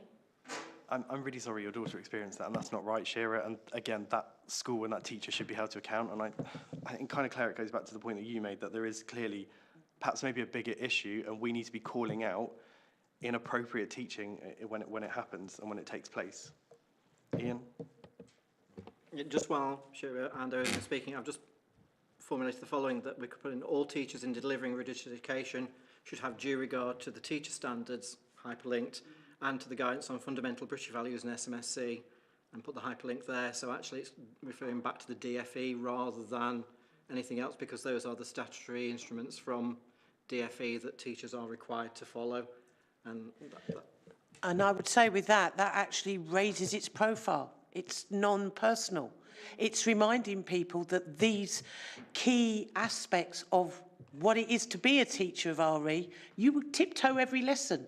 When people say to me, what was your lesson like today? If you're doing the same thing, you might be doing the same topic, doesn't mean to say you get the same responses from the same people, because every lesson is unique by the people that are in the class as well as the person delivering it. That reminds them of the professional standards that everybody is expected, and if anybody steps out of them, then it's not personal because it's RE, it's you're breaking the teacher standards. And I feel, sorry, on the back of what Sarah was saying, it would give schools and parents more sort of gravitas, that if there are those horrific incidents that your daughter experienced, that you experienced, that actually you've got more to sort of say to the school, look, your teacher's breaking the teaching standards. Alex? I do appreciate that, but I think the purpose of this is surely to inform the worst teachers. So, right, that's the point of rules. The rules are there so that the bad teachers can be held to account. So it's kind of a bit of a moot point to say, well, the teachers we've got here are all fantastic, they'd never let any of that happen. But clearly it is still happening, right? So, and perhaps the reason it's still happening is because there isn't a line like this in the statutory guidance. So when they're reading their syllabus, they let it slip, right? So I think that, yeah, I just think it's a bit of a moot point to say that, you know, a good teacher shouldn't let that happen. Well, obviously, but that's why the guidance is there, is to make sure a rubbish teacher has read it and doesn't allow that to happen. And I don't know what the hyperlinks you're referring to, I don't know what they say on this specific issue, but I'm really surprised that there is this much kind of resistance to just having a sentence in there to explain that. Basically what Shira explained, where if you are actually the minority, and I know in my case it's really bizarre for me to say this because I think 46% of the country are Christians. I just happened to go to a school where barely anyone was, and I think because it was a grammar school, everybody just thought that you could intellectually harass people. But I know none of the Muslims in my school did GCSE RE for that exact reason, because they saw what I went through and they were like, I'm not doing that for GCSE. So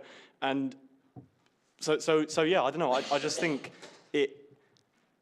I don't think it's insulting at all. I don't think it assumes that you are doing the wrong thing. I think it's just there so that there can be no excuse. If you point people to other links, maybe they don't read them, or maybe, you know, and I don't know what those links actually specifically say. But I agree with Shira. I think some of the wording that is here, some kind of reference to that, to the experience of minority students, ought to be in there, because we shouldn't be facing discrimination. It doesn't matter how good a teacher you are, it should be there. But Alex, the point is, was what he suggested, and can we put in, sorry, my microphone was up. Can you share his screen what he's typing so that we can see what that is?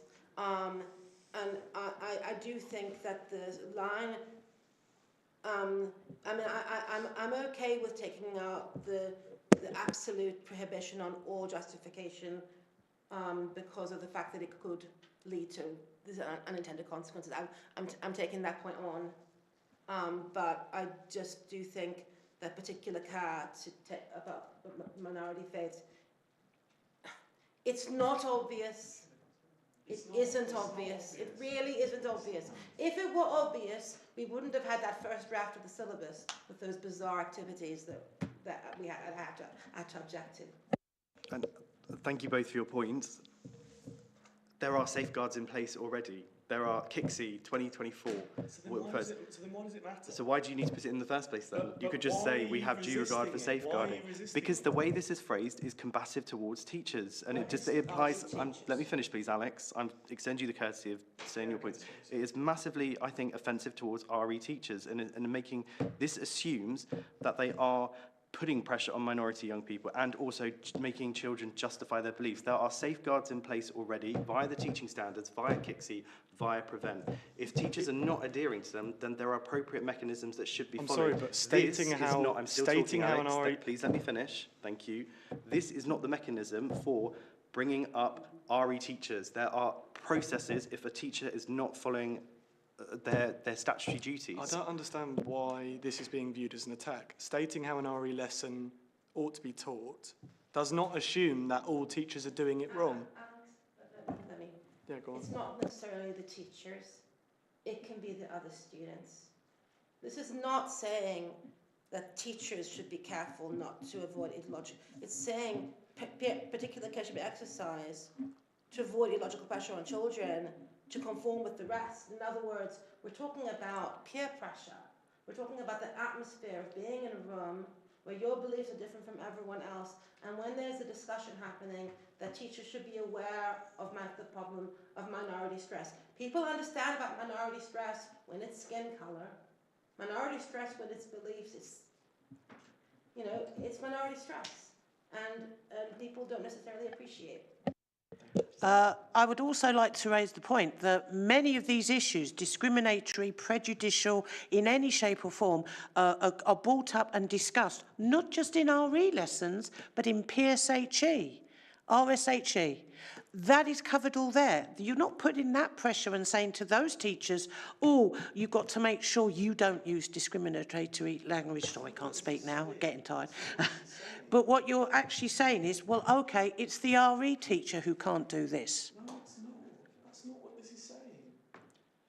Frankly, the line about discriminatory language must be avoided, I didn't write that, that was Anne Andrews.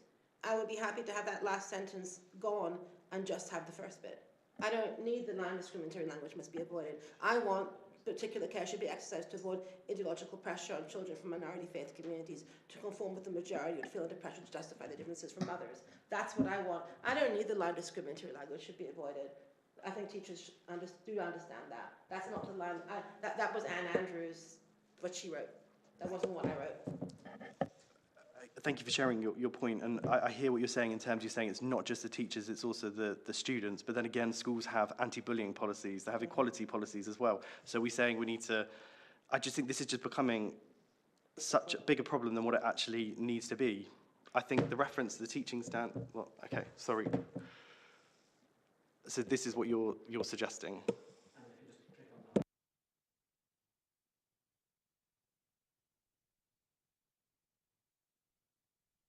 Anything there about minority stress in the religious education classroom? Is that issue of minority stress? I'm talking about the issue of minority stress. One of the key British values is tolerance. That's not the same as being aware of minority stress and the stress, the pressure to conform. It's not the same thing. It's not the same thing. Ian, is there, in your experience of writing other syllabuses, are there lines like this in other syllabuses? Not to that level.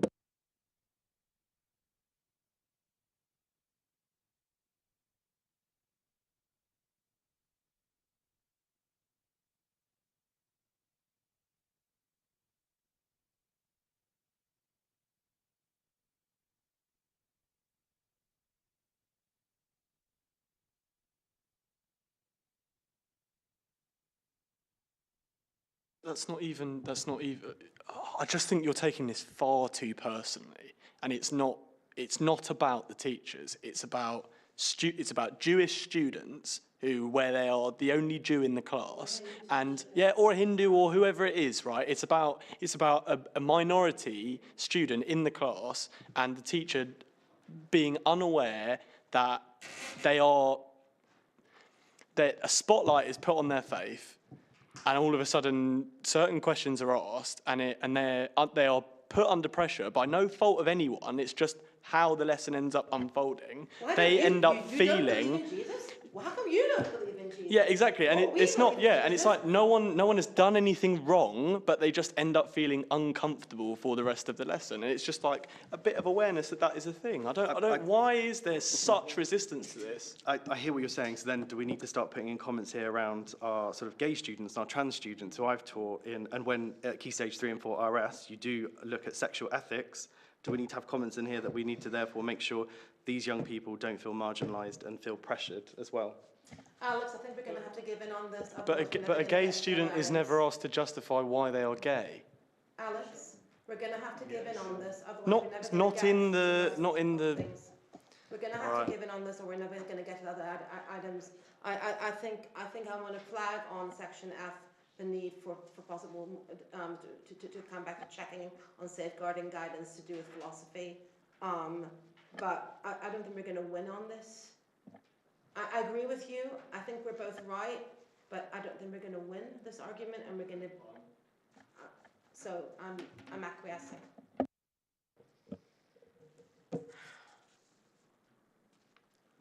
So we with John, and I don't think that's appropriate, sort of saying across the room people are right. I think we're trying to have a discussion.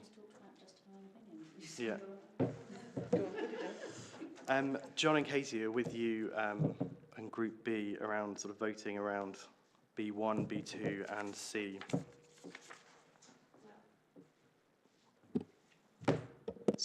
Sorry, I've lost something in translation there. Could you just tell me where we're at then, please? So I think B1, from the conversation that we've been having, it sounds like, in terms of the 2026 agreed syllabus, that has been agreed, but 2.2 has not been agreed. So we're just asking Group B for your vote on B2 changes. So that was Shira explaining those changes to the key question. Yeah, that's absolutely fine. Yeah. Okay, and the changes to the non-stat C1 and C2. Yeah, all fine. We're putting in the line that Ian has written in place of what of the large print from either me or Anne. We're putting in that in the highlight on the screen instead. Right. Yep. So Group C, the line up on the board, and B2 and B2 and C. Are you in agreement with those changes? So yeah, we're saying the line on the board, and we agreed with B2, and we agreed with the changes in C. 1 and 2. Yep, and Group D. Thank you. Section D, Shira. Okay.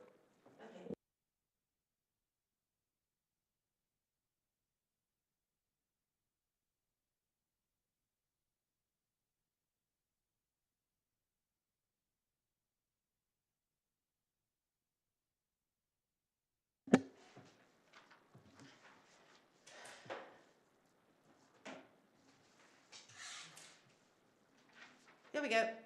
So I'm going to speak up for the Hindus as well, because I mean Anju's not been well. I don't know whether she's even able to remain. We can talk about that's a separate issue. So, but I need to sort of be their voice too. We've developed quite a close relationship with our Hindu colleagues over the past few months, looking at similar issues with the syllabus. But if we look at the board, in terms of the coverage of religions, pretty clear Christianity's got it covered. Islam is covered in every key stage other than key stage 1. Judaism could possibly be covered only in key stage 1 unless teachers want to cover it in upper key stage 2, and that's their choice. Hinduism could be covered only in key stage 1 unless teachers want to cover it in upper key stage 2. Neither gets covered. There's not even suggested material that's an option in key stage 3. So theoretically they could cover it, but there's not even any content for them, so that it's not going to be covered in key stage 3. We know that Rockingham schools don't do Judaism in key stage 3. I would know if they did. SACRE covered in lower key stage 2. As I said, as an afterthought, I think that we should consider possibly recommending that some SACRE is covered, touched on in review in key stage 3. That's a separate issue. which maybe would need to be addressed for the next syllabus, because obviously there's nothing that's been written. But the issue with Judaism and Hinduism is that if teachers want to, it can be covered literally. You can cover it in year 1, and you never learn a thing about Judaism ever again. And in terms of protecting Jewish kids from anti-Semitism, where the most important thing to protect Jewish kids from anti-Semitism is literally that we are understood. Basically, ignorance is the source of most hatred and prejudice. Yes. That's just really, in my mind, not safe. And the same applies to Hinduism. You can't do it for Judaism and not for Hinduism, because it's exactly the same issue for them. Now, when we posed this to the RE advisors, they responded to us. They said, well, the teachers already thought there was too much Judaism, as if that was a rationale. And then I got back from Bracknell, where I've now been nominated to be the Jewish rep, that, well, the teachers can teach about it if they want to. Now, if you got what clearly is documented Judaism, anti-Judaism bias by teachers who don't understand why, I mean, obviously, they don't understand, if teachers don't understand why it's important to teach about minority faiths, to say, well, they don't understand why it's important, so we're not going to encourage them to do this because they don't think it's important. Well, clearly, when you've got a sort of a bias, you don't respond to it's a kind of perverse thing to respond to a bias by saying, well, because the teachers think it's not important, we're not going to encourage them to learn why it's important. And I know why it's important. And it's not about how many Jews there are in Wokingham or Bracknell or Reading or whatever. The fact is, people are going to meet Jews in their lives. They're going to meet Hindus in their lives. And if they only had a contact about Judaism when they were 6 years old, and they're not going to remember that, and they're not going to know anything at all about us. And it just seems fundamentally unfair that Islam is mandatory in lower key stage 2 and key stage 3, and that schools are told that it's okay to do Islam instead of Judaism in upper key stage 2. It's just weird. It just doesn't make any sense. And if it matters whether the students know anything at all about Jews, unless it doesn't matter, maybe it doesn't matter. Also depend on who makes decisions about these things. But I mean, there is been an increase of anti-Semitism. I hear stories all the time about Jewish children in Berkshire, and it's very hard because we're a very small minority. Being a small minority makes these issues worse. Being a small minority that's not understood, where people believe all sorts of nonsense about us because they don't know, because they haven't been taught, because teachers think it isn't important, because the teachers don't know anything about Judaism, maybe, and that's why they don't think it's important. I don't know which teachers fed back that there was too much Judaism being taught.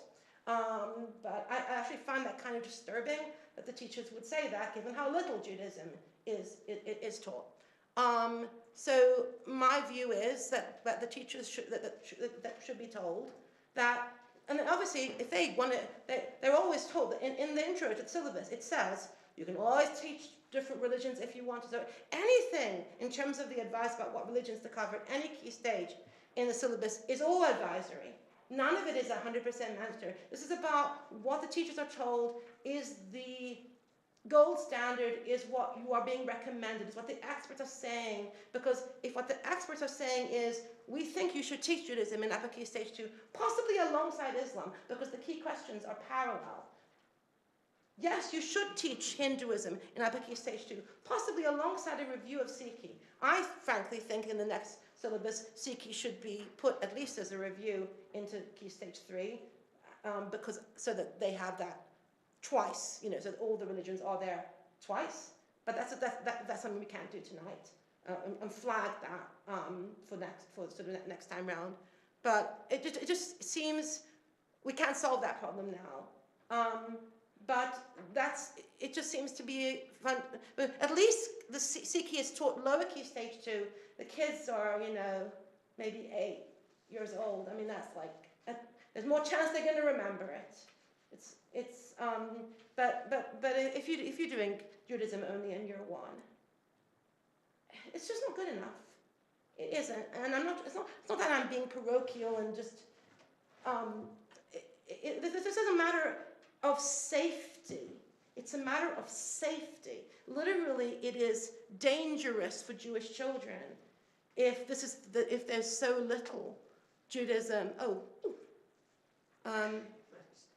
Thank you. Ian's been busy. That there's so little Judaism being taught. So that was my suggestion, is that is changed to be. And then the further suggestions further down were bringing that into there were various bits of text. I went through very carefully all the bits of text that would need to be changed in order to accommodate this, to change those so that there's consistency all the way through. There's point by point by point by point, which you don't necessarily need to go through every one yourself, but it's just a matter of the consistency. If we're going to make the change, then all the other changes need to be made too, in order that the syllabus is consistent and makes sense. Otherwise, it wouldn't make sense. So that's my 2 cents worth, and what do you guys think? You're saying we can't do anything about this? We can't do anything about Sikhism not being up at key stage in key stage 3. I think that we should flag it, that there should be some review of Sikhi in key stage 3, but that would involve sitting down with the Sikhs, we don't have it here, and putting that together, which we can't do tonight. So that we can't do tonight. I think that should be done in the next syllabus. We need to flag that as something which needs to be thought about for the next syllabus, that Sikhi only in the lower key stage 2 is probably inadequate. We can't solve that tonight, but we can make sure that Hinduism and Judaism are taught in upper key stage 2. What you need to be very much aware of is you can fill it up with as many religions as you like, but there are only X number of hours and lessons. Yeah. So the more you fill up the box, the less in-depth and qualitative work that you will get. So it doesn't matter how many religions you put on.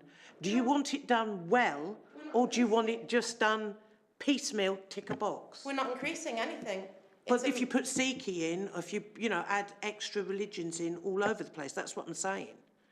No. I'm making a separate point that I think that it would be useful in key stage 3 to consider for the future syllabus, to have some review of Sikhi alongside Islam, particularly because Sikhism sits on the juncture between the Abrahamic and Dharmic faiths. Right? It comes out of Hinduism and Islam. So there's a pedagogic benefit to teaching that. But I'm not disagreeing with that. I'm just saying that something's got to give. You can't do it all. Yeah. And I'm not saying we're going to do that tonight, because we can't. What I'm saying is that in upper key stage 2, there should be a recommendation to teachers in preference that Hinduism and Judaism are given priority in upper key stage 2, because they are not covered in any other key stage except for key stage 1, where the kids will have forgotten everything. But it does, and I do hear what you're saying. I think what you're asking is that it becomes its own separate point, because it is in upper key stage 2 where it says Islam or Judaism. But I think, Shira, just to be clear, you're saying you want that to be just on its own and not the and or.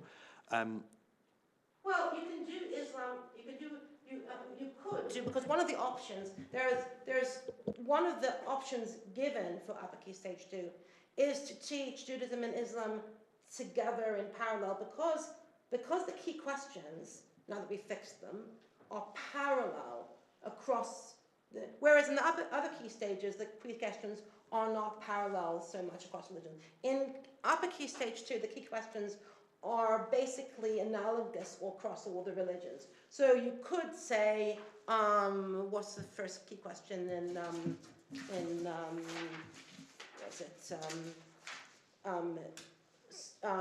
what do Jews learn about God and human life and the text and traditions? What do Muslims learn?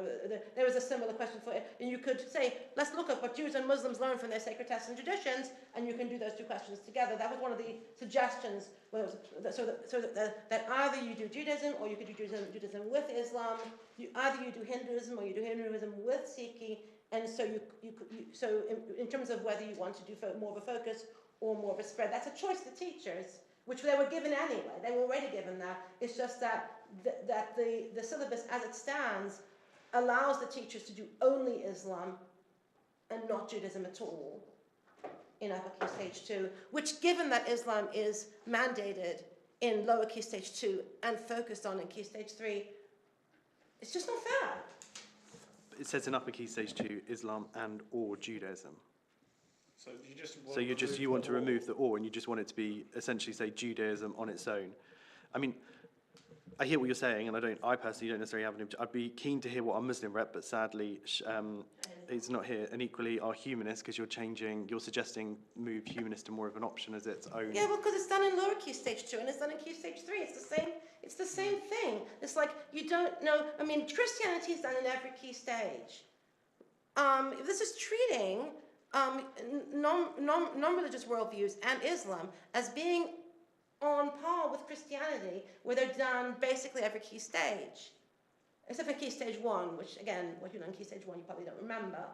And Hinduism, Judaism, well, we'll put them in key stage 1 because they're not really important. I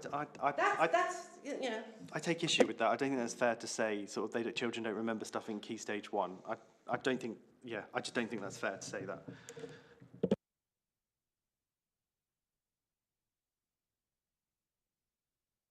Yeah, it's just I was a bit worried, but you were talking about doing Islam and Judaism together, and you did mention the fact that you were talking about spread, width of study against depth of study, and I think that there is the danger if you were to do that you wouldn't actually achieve what you were looking to do because you just wouldn't have the depth there, and I suspect because of the makeup of our schools, that the Judaism element of that, if you tried to teach them together, would end up being swamped.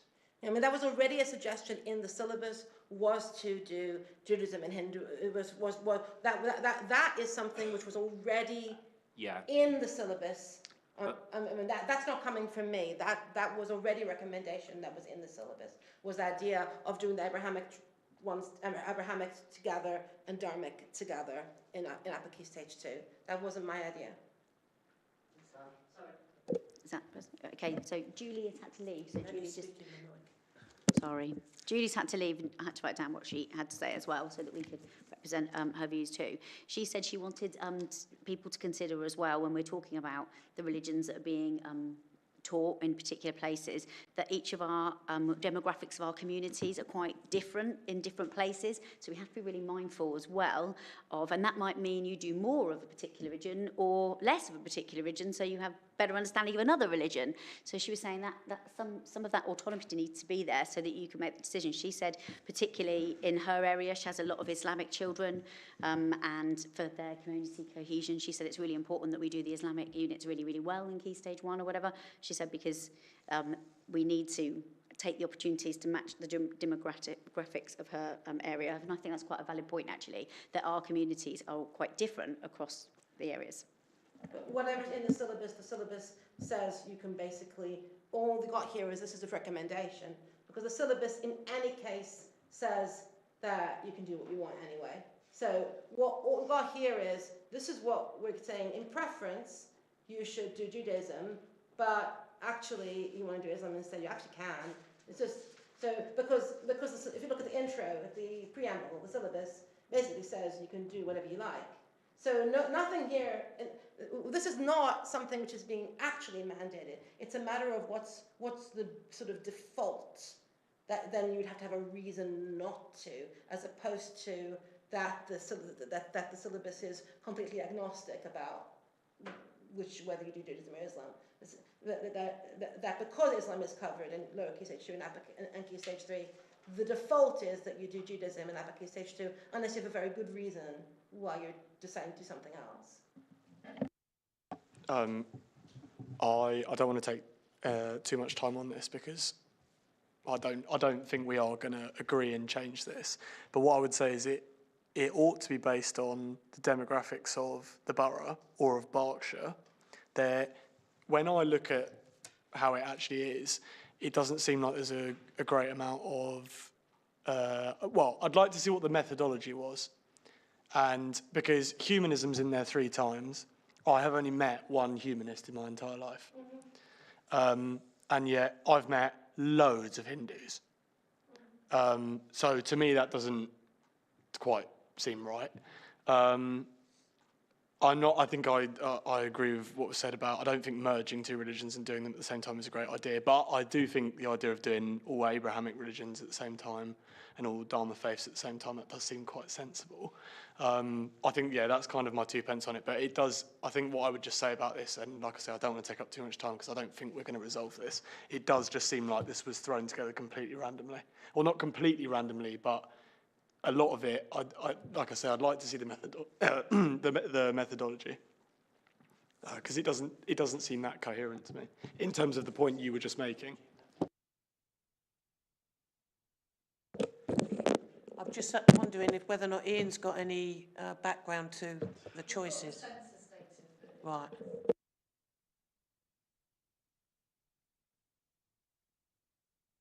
And Because I was not involved. are they very in different to, you know, let's face it, across the country, there's syllabi everywhere. Is it very, very different to everybody else's? Are we on our own?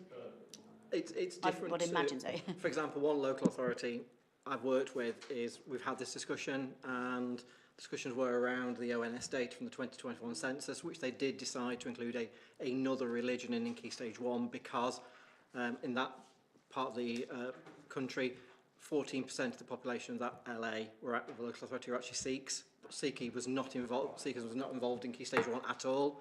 So it was felt by that, but that was a discussion that agreed syllabus committee had, and they voted on that, and the full committee decided that yes, they would include Sikhi in Key Stage 1, which had never been there before, because some schools were finding, as you say, from Julie's comments, that a lot of their children were coming in EYFS from a Sikhi background and were not seeing their own faith being taught, and therefore it was important that they felt, as part of the community cohesion agenda for the school, but also to feel inclusive in that way, that they were allowed to do that one.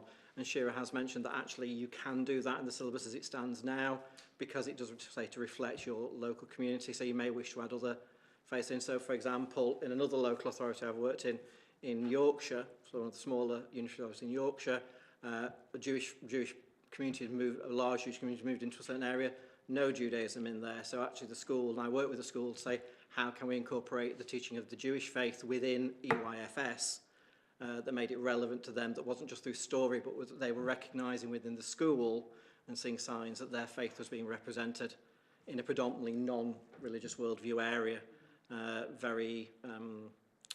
as an area where literally a group had moved in, a very monocultural area, and the school were concerned how they would incorporate their children, say, right, your syllabus will allow you to include that should you wish to do it, given the changing nature, and that school now will progress. So at the moment that Judaism's been introduced in EYFS in Year 2 and in Year 4 to reflect the nature of the school, which the syllabus did allow by that comment about it, saying it represents that syllabus. But that's where I said earlier, the Agreed Syllabus Conference can decide which religions they want in which key stage for you to make that decision. But as I say, I have worked in authorities where they have added other religions in due to the nature of the data. And it was an oversight, I think, for that local authority that has the 3rd highest Sikh community in the country, but it wasn't in the syllabus. And it really wasn't. And the teacher saying, well, can we teach it? Yes, of course you can teach it, because your children have to recognise themselves there. If we adopt this sort of potential model, would that have implications on what has already been sort of submitted? Will there need to be more sort of key questions and more sort of content, or is that all kind of... All of the necessary text changes for this, I went through very systematically, and they're all there. I've got them all sort of, I did all the work, so it's all there in the proposals, any necessary text changes. Okay. So that it can be consistent through, as long as you have, if you're going to do this, you have to do all the bits underneath And that's been done for all the other, All because the- I all can the bits and understand pieces what have you're to be done. saying, and I understand your rationale. I talked to some of my friends, my colleagues across Wokingham, and I'm being honest and candid with everyone around the room. There is a lot of fatigue around this syllabus. I think a lot of our teachers are just feeling they're just done. They just want a syllabus, and I wouldn't want to delay things if we think, yeah, this is a good idea, let's go with this. Don't want to be in a position where we're delaying things further. Yeah, no, I was just going to reassure you, Stephen, that because we're not adding in any religions in the sense that Islam and or Judaism is in the syllabus already. So there are key questions already in the syllabus. So it wouldn't involve writing any new key So questions. it involves maybe reordering some of the things on the table and so to put Hinduism and Judaism. Well, but you don't, because you want to actually put Judaism and Islam sequentially and Hinduism and Sikh sequentially, because the teachers are being given this option of teaching Islam and Judaism together, or Hinduism and Sikhism together. So that the order needs to be, I'm not sure was that, they need to be put the Abrahamic and Dharmic sequentially in terms of the non-statutory content, so that it makes sense to the teachers. But then there's just the text changes which I put together, which are just to basically explain. So the idea here is that to make sure that all of the religions and worldviews are covered at some point, either in Key Stage 2 or Key Stage 3. So none of them are missed out within Key Stage 2 and Key Stage 3, which at the moment, the way it is, you could have both Hinduism and Judaism missed out completely in the whole of Key Stage 2 and Key Stage 3. I'm just wondering whether or not this choice actually reflects the area, Wokingham area, demographically as well. Ian? Yeah. Which is, I mean, I could share it if that's helpful. Yeah, I think if I'm honest, it's a little bit like what you were saying about moving CKey to Key Stage 3. I'm not talking about moving it, I'm talking about... Sorry, adding it, so not moving it. I think, I'm not even sure I agree with the proposal you've listed there. I'm happy to accept that it's not great. Like I say, I don't see what the methodology is. I highly doubt it's representative of our borough. I think my view is that it's just easier for us to move on from this and maybe address this in next year's syllabus. That would be my view. Because I don't think I can justify putting CKey in with, I don't even know what, you've got like 4 in one section there. I'm not sure I can I understand what you're saying, that Judaism is left out, but... Those aren't input to... What, my microphone's not working? Because there's 2 on. Emily and Ian, can you turn your mic? The things at the bottom, it's just those are the other religions which you can cover if you want to. There's material for them. So they're not together. They're just listed. Oh, I see. In addition, there are the following religions and worldviews which we have material for in the syllabus. Okay. In fact, in the syllabus, Judaism and Islam together, Hinduism and Sikhism together, because that makes logical and pedagogical sense. Okay, fine. All right. I think what Shira's suggesting, I think there is logic behind it. I understand sort of where you're coming from and things, and I think, as you say, it'll be down to the school. If like, for example, Julie's school has quite a strong Muslim population, then the RE coordinator will make those decisions.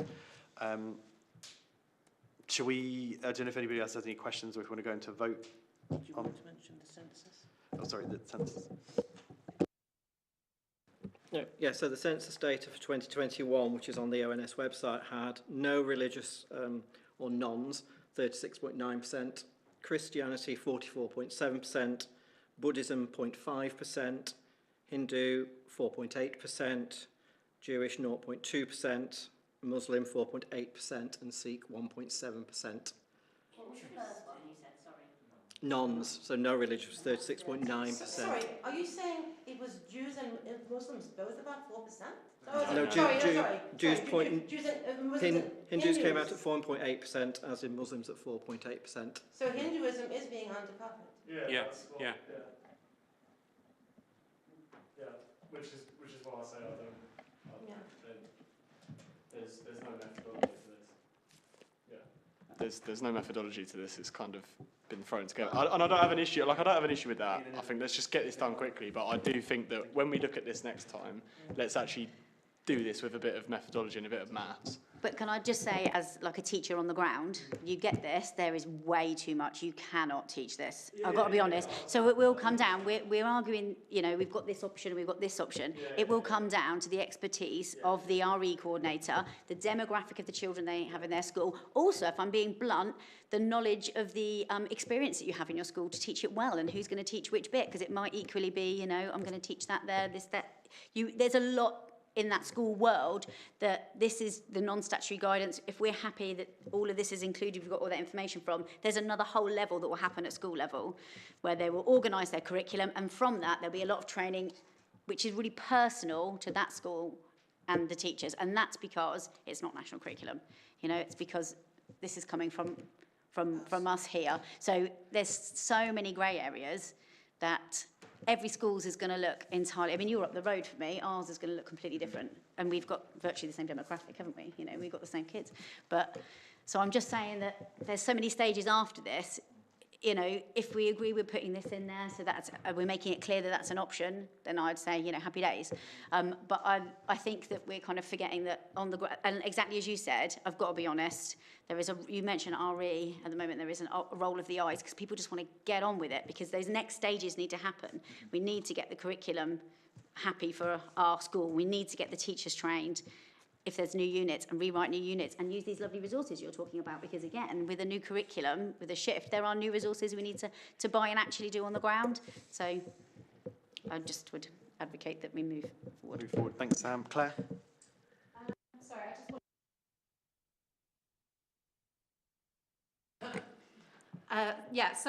about the point about humanism and non-religious worldviews. So obviously the big change for this syllabus is that it does include non-religious worldviews, which I think is hugely important.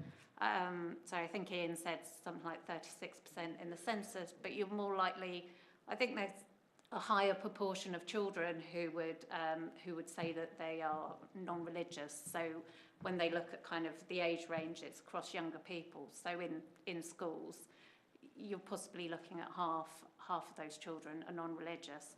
And so whilst they don't identify as humanists, and I'm not thinking, you know, this isn't about proselytization, but they are going to be able to understand a humanist worldview is probably going to resonate with them and be the way that they think about the world, and something that they can relate to more so than kind of religious views. And I think that in terms of kind of encouraging their participation, that's really important, that they feel like they're included in this.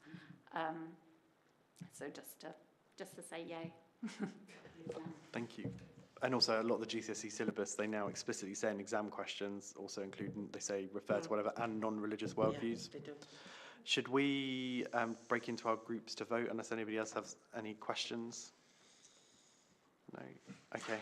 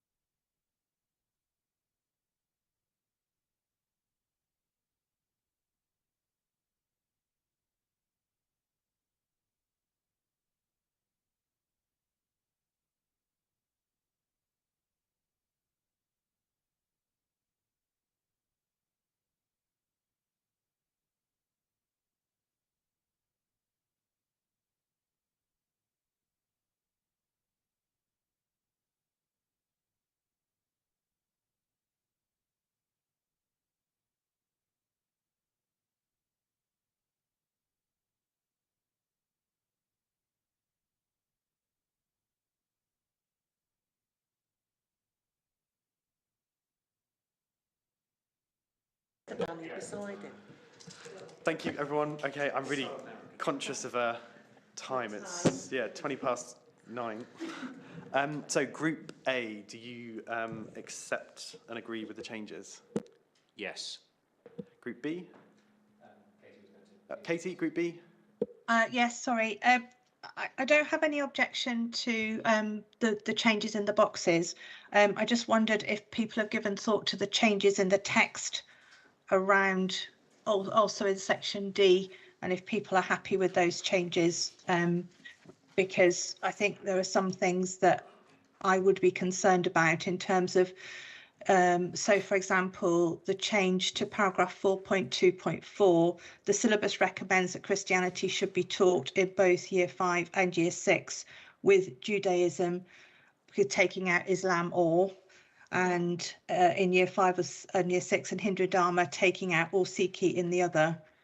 So I just wondered, so there's that one, and also in paragraph 2.4, I think it is, if I've got that correct, the sentence, so that children have more than a superficial understanding of all religions and worldviews, these, and then the word religions been taken out, have been allocated to key stages so that all religions or worldviews not covered at key stage 3 are given time in key stage 2.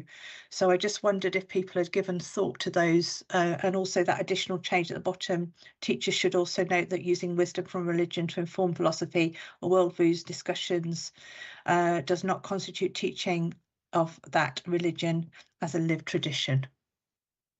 So have people, we talked a lot about the other things, but we didn't give any thought to that. Just one note, obviously that change in terms of saying, instead of saying Islam or Judaism, has to be made in order to reflect the change in the table. But if you read further down, it continues to say schools may choose to use the thematic questions to cover both Judaism and Islam and Hindu and Sikh Dharma. And, yeah. So that is, I'm so just wondering that is still there. Yeah. I'm just wondering how people would feel about taking the last sentence and combining it with that second sentence you mentioned, Shira, and putting that near the top, because what I wouldn't want to do is for teachers to feel like the syllabus was a cage rather than a climbing frame, if you get my drift. So although the syllabus recommends that the Christianity is used, that it is kind of prioritize that they can have that choice. Do you see what I mean? So if we use that sentence, schools should use a selection of these questions to create a coherent curriculum appropriate to their context and cohort, put that at the top. And also then schools may choose to use the thematic questions to cover both in Judaism, Islam, and Hindu and Sikh Dharma, put that nearer the top, and then those changes as they stand. I don't know how that would work as a paragraph. I'm not sure how that. I think it's just shifting the emphasis to make sure that schools know that there is flexibility there. So because what you want to say is the syllabus recommends that Christianity be taught in both years 5. No. So the very last sentence in that paragraph. Schools should use a selection of questions to create, right? Yes. Put that near the top. Where at the top? And then where exactly? After that, between which, which other sentence? So at the beginning of that sentence, at the beginning of that paragraph. In upper key stage 2, schools should use a selection of the key questions to create a coherent curriculum appropriate to their context and cohort. Well, it could go even before that, before the upper key stage 2. Well, no, it has to be in upper key stage 2 because we're talking about upper key stage 2. Otherwise, the paragraphs makes no sense because this paragraph is in the general introduction to the syllabus where they're talking about the different key stages. Yeah, so move that there. Stage 2, then we're talking about upper key stage 2 because there's different paragraphs about the different key stages. Okay, so put it in after that sentence then. So in upper key stage 2, each year group should begin with the core questions, right? And then the next sentence reads, schools should use a selection of the key questions. The key questions. You need to say to create a coherent curriculum. Yeah, and then schools may choose to use the thematic questions to cover both Judaism, Islam, Hindu and Sikh Dharma, and if that's appropriate there. Next, and then you have to put this. You can't put it right where you want it because that beginning of the paragraph is all about the core questions, right? So there's several sentences about the core questions. It finishes at the end. The rest of these ideas in these units should be related to the rest of the academic year. That's the end of the section on the core questions. So that will be the point. Put that bit in there then. Yeah, that will be the point to move. Fine. To move things to, so that the sentence on the section on the core questions is all together, so that it makes sense. Ian, can you put this up on the screen so we can see what we're doing? Because we need to actually see what it looks like. I'm confused at the moment, I have to say. So, page 82. Yeah. Page 82. It's the bit in the box. They're just debating about moving some of the boxes. Because Katie wants to make sure to emphasise the option of doing the Dharmic and Abrahamic traditions in parallel before the syllabus then says that the syllabus recommends because if do Judaism in year 5 or year 6. In other words, she just wants to shift the emphasis so that there is more emphasis on the idea of combining. But there's choice. Minor point. Yeah. It's a minor point. It just needs to be a coherent paragraph.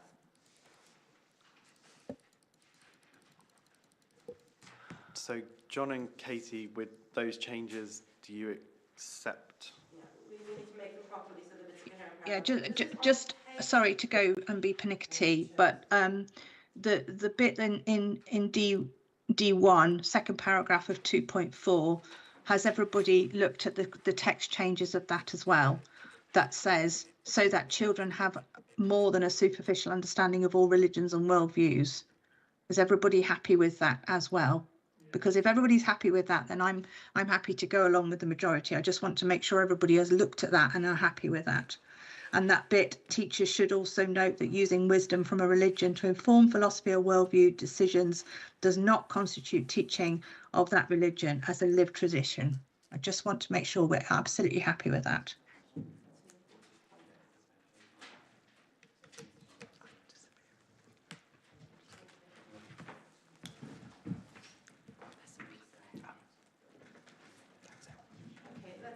Have you done it? Let's have a look. You start in upper key stage 2. So where are we looking? Okay. In upper key stage 2, each year group should begin with a core question. Where is that? This bit That here. has to go first. The stuff about the core questions has to go first.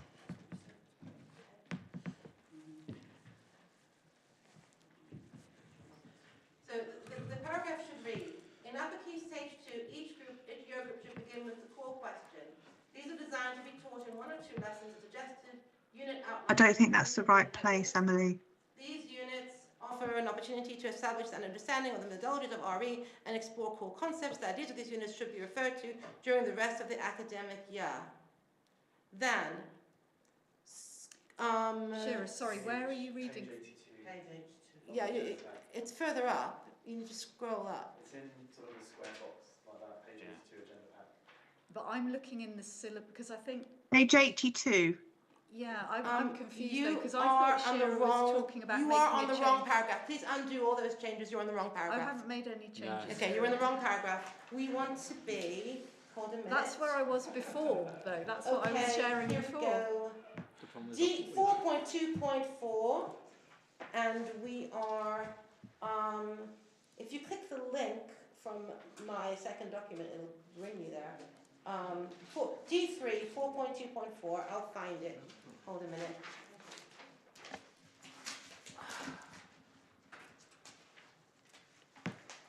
Emily, what time are we? Because I'm just really mindful. Yeah, we haven't done any section yet. Yeah. I'm just really mindful that it's almost, it's 9:30. A lot of people have been at work all day. Right. Yeah, People have got distance to get home and stuff. What time are we able to stay here to? And equally, I do want some people to get home to, some people haven't had dinner and things. So it is all, I mean, we don't have to, there's nothing that says we have to finish this today. We can make the decision that we've agreed certain changes. We're going to finish this work at our SACRE meeting in June.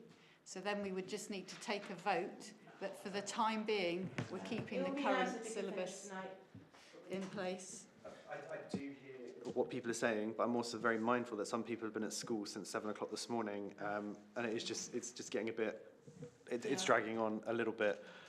Katie, do these changes really matter that much? I was talking. But do these amendments that you're suggesting really matter that much? Because they're taking a lot of time to make. Yeah, but I think it's important if we're going to go through this with a fine-tooth comb and get it right. So I think if we're happy to reconvene in June, I think that would be wise, because I'm also conscious that people have to get home. We're on page 11 of the agenda pack. Page 6 is 11 and 16, and it's under 4.2.4, upper key stage 2, and it's the paragraph in grey. It's in grey.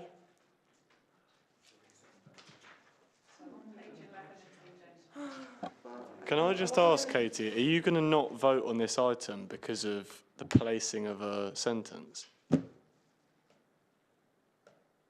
we, when we're not talking, please turn the lights off, because it's really frustrating. Yeah, but she needs. So I just want, it's not just that bit, it's the previous Sorry, paragraph. I can't actually hear what she's saying. Sorry, can you say that again? Sorry.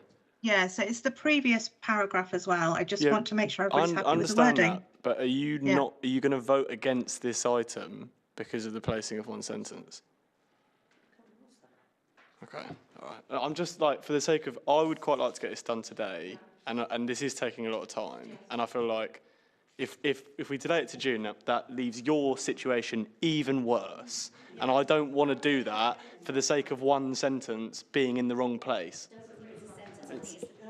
Sorry, as I understand it, and I might not do, so apologies if I don't, but it's not the context of one sentence, it's this, the wording underneath. In premise, we all talked about the box, and you phrased it and said you wanted this to be a climbing frame, not a cage. We've got to be really careful what we are recommending, what we use with our words, because essentially we're telling teachers, this is what you should do if we say we recommend you do this. So that's why she's going through these small bits at the end, because I think we all talked about the grid and went, yeah, well, that looks okay, we've got more options, but it's this, the writing in this bit's underneath, isn't it? I think that are some of the that's my issue. Yes, Anne. Is that what you're saying? I'm so sorry, I can't hear you very well, if I'm honest. Yeah, that's exactly what I'm saying. Thank you. And I'm sorry, and I know it's late, and I do apologise. But, you know, if we want this to be right, if we need to hold it over, we'll have to hold it over. It's not fair for people to be sitting here so late and making decisions when they've had such a long day.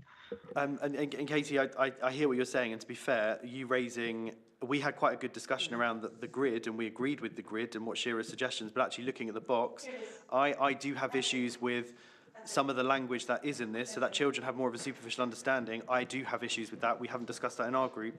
Teachers should not be using wisdom from a religion to inform philosophy. I also have issues with that as well. And to be fair, I didn't look at that properly. I'll blame it on being tiredness.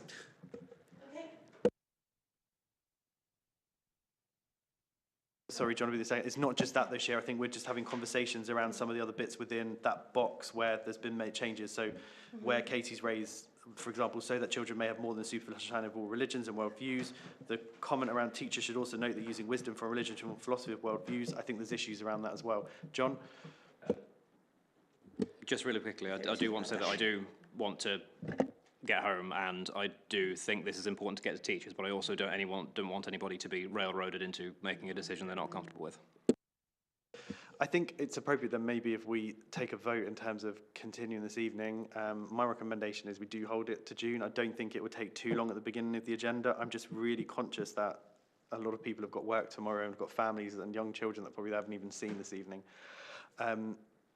So with a quick show of hands, who is in favour of deferring until June? Is there a way of bringing it earlier than June? As in holding an extraordinary? Can we do it in like a few weeks or something? Okay, so those are in either June or, sorry, those in favour of either having another additional meeting or deferring to June, just with a quick show of hands. So 1, 2, 3, 4. No, that's what we just said, Beth, sorry. We said we might sort of adjourn to a later date. So I think that carries. I think in terms of the vote on D, I don't know if Group A you're going to change things, but if we just minute Priya that we're at Group B who need to vote on D and have a bit of a conversation and discussion. First of all. Secondly, what's the best way to organise dates? Emily, do you want to send dates out and suggestions if we can ideally, like say, do it in May? Yeah, me and Luciani can look at when there's room availability is a key, so we can look at that. May I make a suggestion that if there are ideas about modifying the proposals in Group D, that if you can make those modifications, have a proposal that you bring done, dusted, so they can literally just be cut and paste, then that'll speed things up in June. But I have to tell you, that line, teachers should also know the wisdom, that line is a very important one. And I'm quite bothered that you might not. Well, that's a conversation we can have at a later point. I don't feel you need to sort of prime me in terms of how I need to think, but we can have that conversation at the next meeting. I really appreciate everyone's time this evening, and I apologise that it has been long, but I think it's been really helpful, and it's been quite nice to have these collaborative discussions. Emily?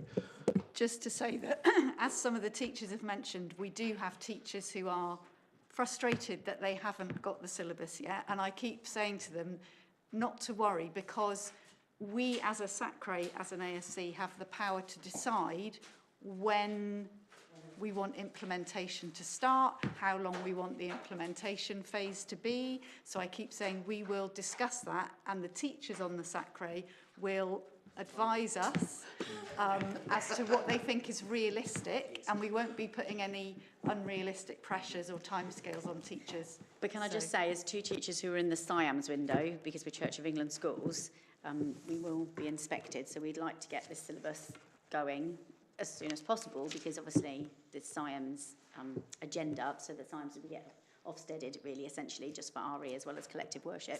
You know, we need to get that going as quick as possible, so we really don't want to hold it too long, do we, Philip, because we're both in the SIAMS window. Can I ask just from your perspective, when's the feasible deadline for all this? When is the actual hard deadline we need to meet? Because I feel like every single time we come here, we just keep delaying it another 2 months. Emily, if you are struggling to find, we use my school as a meeting point necessary if you want to as well. So yeah. So if you're struggling to find space here soon, then we can meet at Alder Grove if we need to. I'm going to say there is no actual definite date, because it's as long as we could give people information before the summer holidays, so that they can do some planning over then.